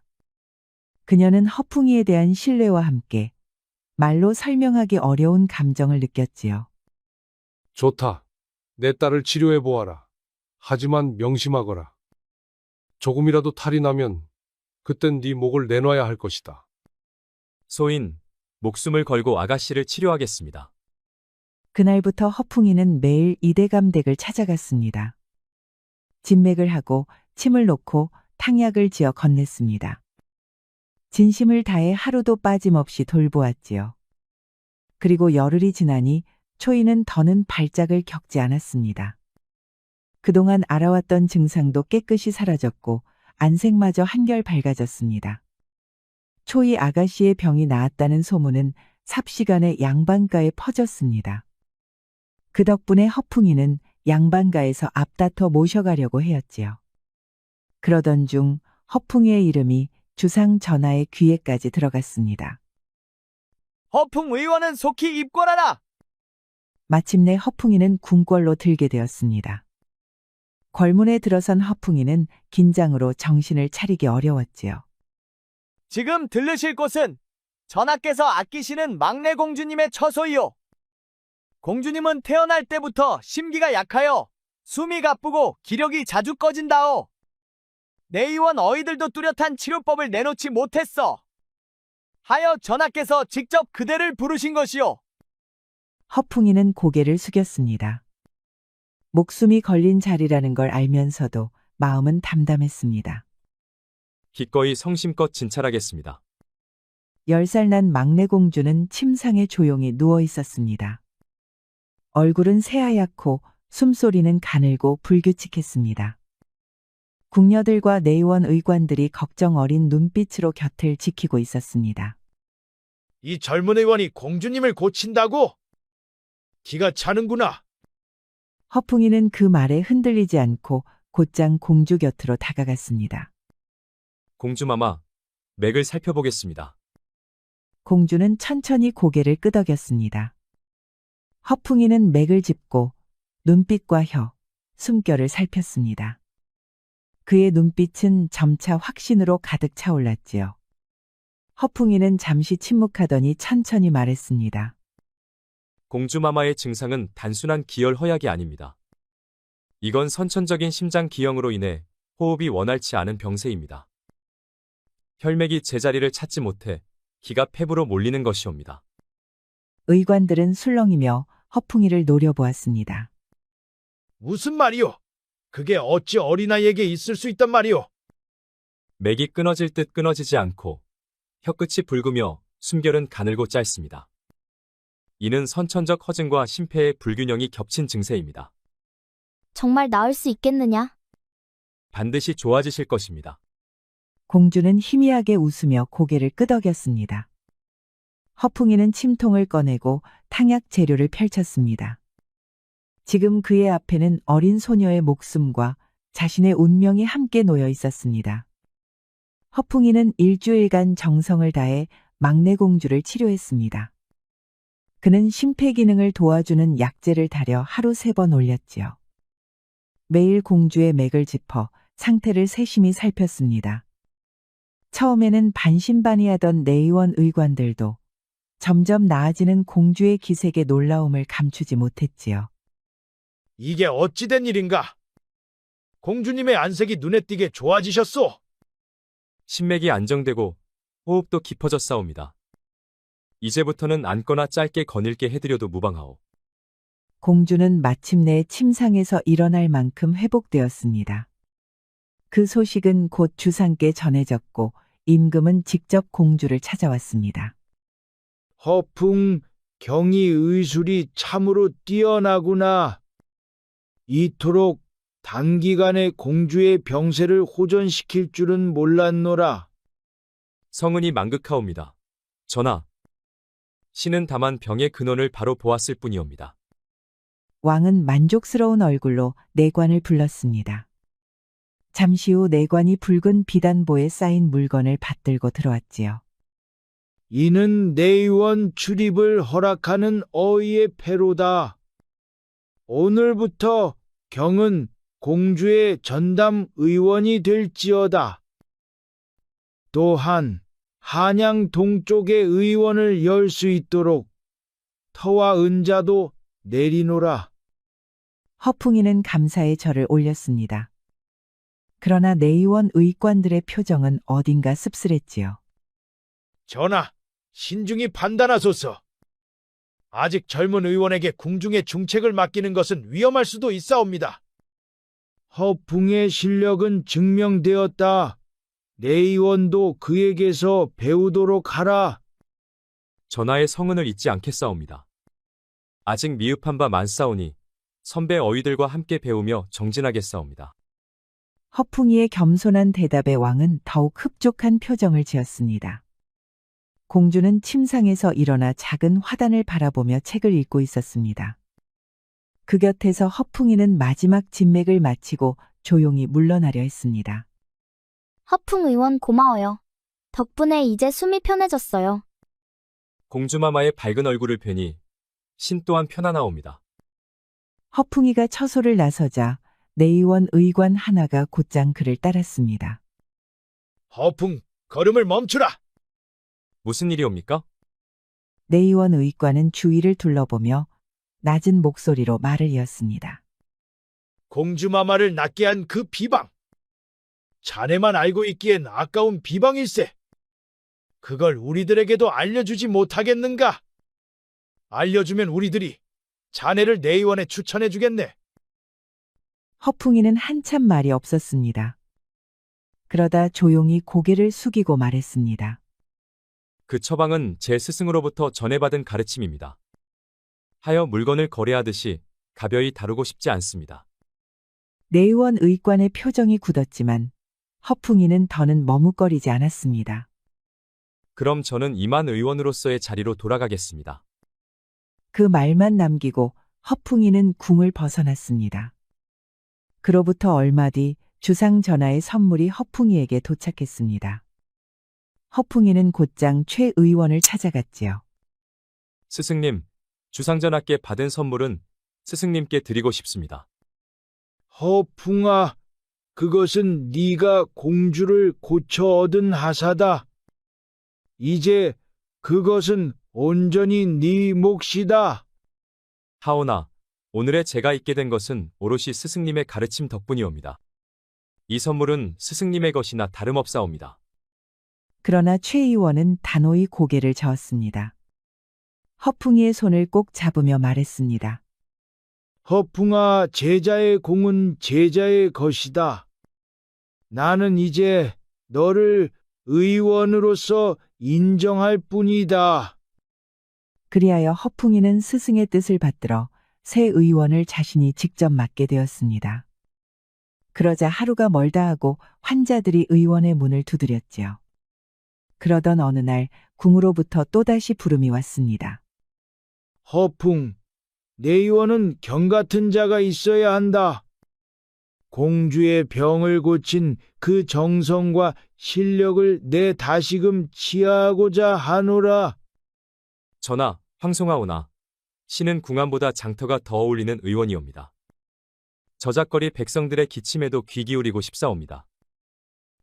왕은 허풍이를 잠시 바라보다 미소를 지었습니다.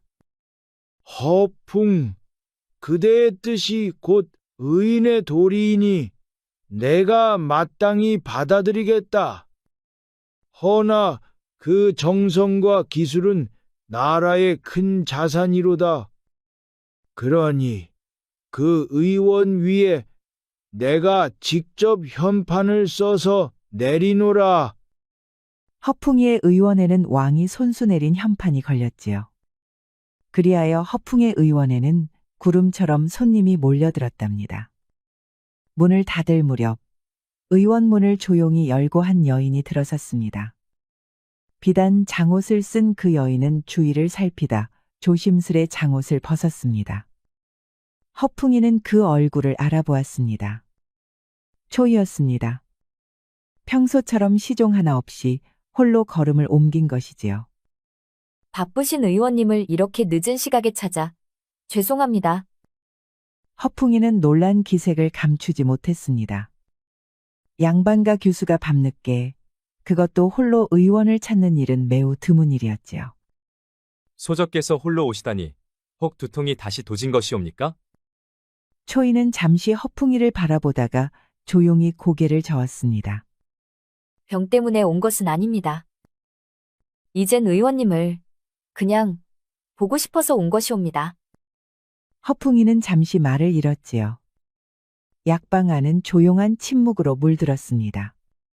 초이는 조용히 미소를 지으며 고개를 저었습니다. 그녀는 허풍이에게 할 말이 있는 듯 의원 뒤뜰의 정자로 발걸음을 옮겼지요. 달빛 아래 비단 장옷 사이로 드러난 그녀의 얼굴은 은은히 빛나고 있었습니다.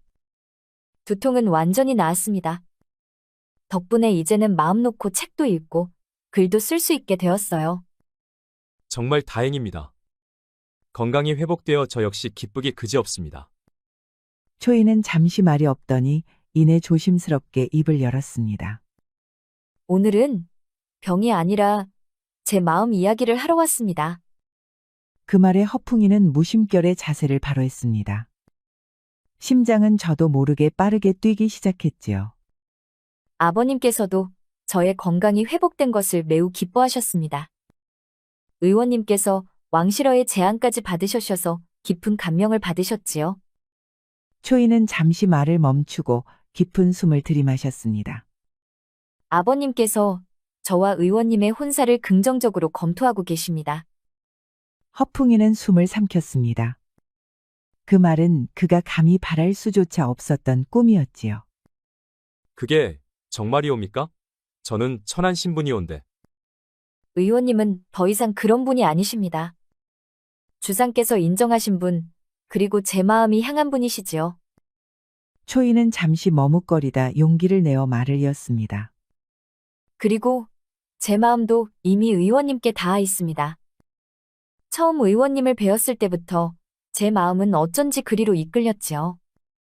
허풍이는 가슴이 벅차오르는 것을 느꼈습니다. 그러나 그 기쁨 뒤엔 걱정도 밀려왔습니다. 소저의 말씀은 제게 과분할 만큼 귀하고 소중합니다.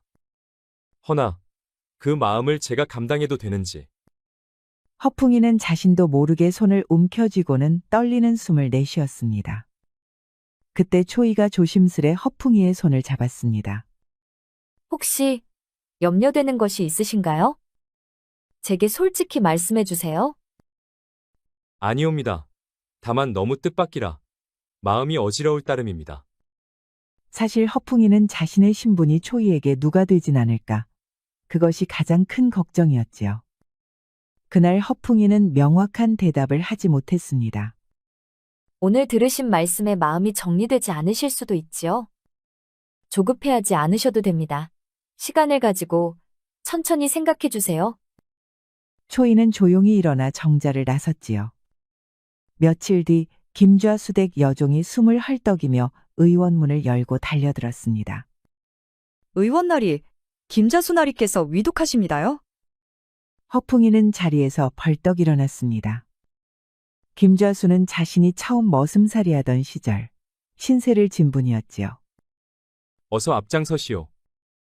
허풍이는 바람을 가르며 김좌수 댁으로 달려갔습니다. 심장은 두근거리고 이마엔 식은땀이 맺혔습니다. 방 안에는 침상에 누운 김좌수가 숨을 헐떡이며 의식을 잃은 채 누워 있었습니다. 허풍이는 곧바로 진맥에 들어갔습니다. 맥이 끊어질 듯 이어지는군. 몸이 차갑고 혀끝이 검붓게 변했군. 곧 침을 놓고 독을 풀기 위한 약재를 먹였지요. 그러자 김좌수의 맥은 서서히 살아나기 시작했습니다. 어떻습니까요, 의원나리? 독을 먹은 중독 증세입니다. 나리께서 드신 음식이나 약을 다시 살펴보아야겠습니다. 여종은 고개를 숙이며 말했습니다. 마님께서 며칠 전부터 정성껏 지은 보약이라며 따로 다려드리셨습니다. 그 외엔 평소 드시던 음식뿐이옵니다. 그 보약의 재료를 구할 수 있습니까? 마님이 따로 챙기셔서 저희는 본 적이 없사옵니다. 지금은 마님께서 친정에 다녀온다 하시며 며칠 전 나가셨습니다. 허풍이는 눈을 가늘게 떴습니다. 직감적으로 그 보약이 문제라는 확신이 들었습니다. 다음 날이었습니다. 침상에서 신음소리가 들렸습니다.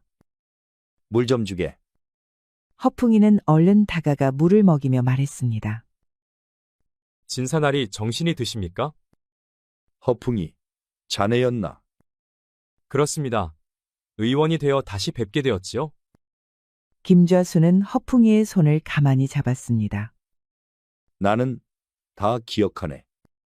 보약을 먹은 뒤부터 몸이 점점 이상해졌지. 의심이 들어 하루는 일부러 안 사람이 내민약을 뒤로 숨기고 뱉어내었네. 그날은 밤에 통증이 없었어. 그렇다면 설마. 그래, 그 약에 독이 섞여 있었던 게야. 그 여자가 날 죽이려 했어. 마님께서 왜 그런 짓을? 김좌수는 숨을 깊게 몰아쉬었습니다. 몇 해 전부터 내 재산을 조용히 옮기더군. 후사를 빌미로 권문세가와 다시 혼처를 꾸미려 했지. 내가 그걸 알아차리자 날 제거하려 했던 게야. 허풍이는 충격을 받았습니다. 이건 단순한 중독이 아니라 계획된 살해미수였습니다. 며칠 뒤, 김자수는 몸을 겨우 추스르고 관아에 고발장을 냈습니다. 그의 진술과 허풍이의 의술 소견서는 큰 증거가 되었지요. 김좌수댁 마님은 급히 체포되었고 집안은 모든 죄과는 낱낱이 밝혀졌지요. 목숨을 건진 김좌수는 허풍이에게 큰 보상을 약속했지요. 그러나 허풍이는 모든 것을 사양했답니다. 의원으로 돌아온 허풍이는 문득 하늘을 올려다보았습니다. 구름 한 점 없는 늦봄의 하늘이 유난히 밝았습니다. 그날 오후 허풍은 약초를 다듬으며 햇살 아래 조용히 앉아 있었습니다. 그간의 소란이 마치 바람처럼 스쳐간 듯 하였지요. 그때 문 앞에서 익숙한 발소리가 들렸습니다. 고개를 들자 은은한 비단 장옷에 쌓인 초이 아가씨가 서 있었습니다. 예전보다도 더 단아한 모습이었지요. 초인왕자, 어찌 이곳까지? 의원님, 포도청에서 모든 이야기를 들었답니다. 그 왕발이라는 자가 김좌수댁 마님과 짜고 독을 먹여 좌수나리를 죽이려 했더군요. 역시 그랬군요. 왕발이는 장부를 갖고 있었답니다. 거기엔 독약과 약재 출처, 마님과의 내통 정황까지 빠짐없이 기록되어 있었다지요. 결국 왕발은 장살에 처해졌고 마님도 사형은 면했지만 옥살이를 하고 있다 합니다. 허풍이는 묵묵히 들었습니다. 그제야 세상이 다시 제자리를 찾아가는 듯한 느낌이 들었지요. 김자수 나리께서도 완전히 회복되셨답니다. 이젠 새 장가까지 드셨다더군요. 이번엔 아주 순하고 마음 착한 대규를 얻으셨다 하더이다. 허풍이는 그 말을 듣고는 허허 웃었습니다. 좌수 나리답게 기운이 넘치시는 분이었지요. 정말 잘된 일이요. 제 일인 듯 기쁘구려. 초이는 조용히 고개를 끄덕였습니다. 그러다 잠시 허풍이를 바라보다가 입을 열었습니다. 그런데요, 의원님. 남의 일만 그리 기뻐하셔도 괜찮으신지요? 이제는 의원님 일도 좀 돌보셔야지요. 저 말입니다. 의원님께 드리는 제 마음 말이지요? 허풍이는 그 자리에 굳은 듯 서 있었습니다. 초이는 부끄러운 듯 고개를 떨구다가 용기를 내어 다시 말했습니다. 제가 의원님 곁에 있고 싶습니다. 의원님께서 허락해 주신다면 평생을 함께하고 싶습니다. 잠시 침묵이 흘렀습니다. 허풍이는 가슴이 벅차오르는 것을 억누르며 말했습니다. 낭자, 그 마음이 제겐 너무 크고 고맙습니다. 그 마음, 이제는 놓치고 싶지 않소이다. 그 말에 초이는 조용히 웃으며 허풍이 곁으로 걸어왔습니다. 그리고 두 사람은 서로의 손을 꼭 맞잡았습니다. 며칠 후, 온 동네가 잔치 분위기로 들썩였습니다. 허풍 의원과 규수 초이의 혼례가 열린 날이었지요. 사람들은 저마다 축하를 아끼지 않았고 허풍의 어머니는 하얀 두루마기를 입고 환하게 웃으며 혼례상을 지켜보았습니다. 마당엔 붉은 보료가 깔리고 풍악소리와 웃음소리가 가득했습니다. 그리고 두 사람은 예를 올리고 부부가 되었지요. 그날 밤 마침내 두 사람은 하나가 되었습니다. 그렇게 허풍과 초이는 마침내 함께하게 되었습니다. 허풍은 다시 의원으로서 자리를 굳혔지요. 또한 초이는 늘 그 곁을 지켰습니다. 그들의 삶은 다사다난했으나 항상 서로의 손을 놓지 않고 함께 헤쳐나갔지요. 바람이 불면 약초향이 감돌고 웃음소리는 늘 마당을 채웠다고 하지요. 그렇게 100년을 해로하였으니 두 사람의 사랑이 얼마나 깊었는지 알 수 있을 것 같습니다. 우리 영상을 시청하신 모든 분들께 행복이 가득하길 기원하겠습니다. 구독과 좋아요, 알림 설정 부탁드려요. 이후에도 재미난 이야기가 많이 준비되어 있으니 다른 영상도 꼭 보러 와주세요.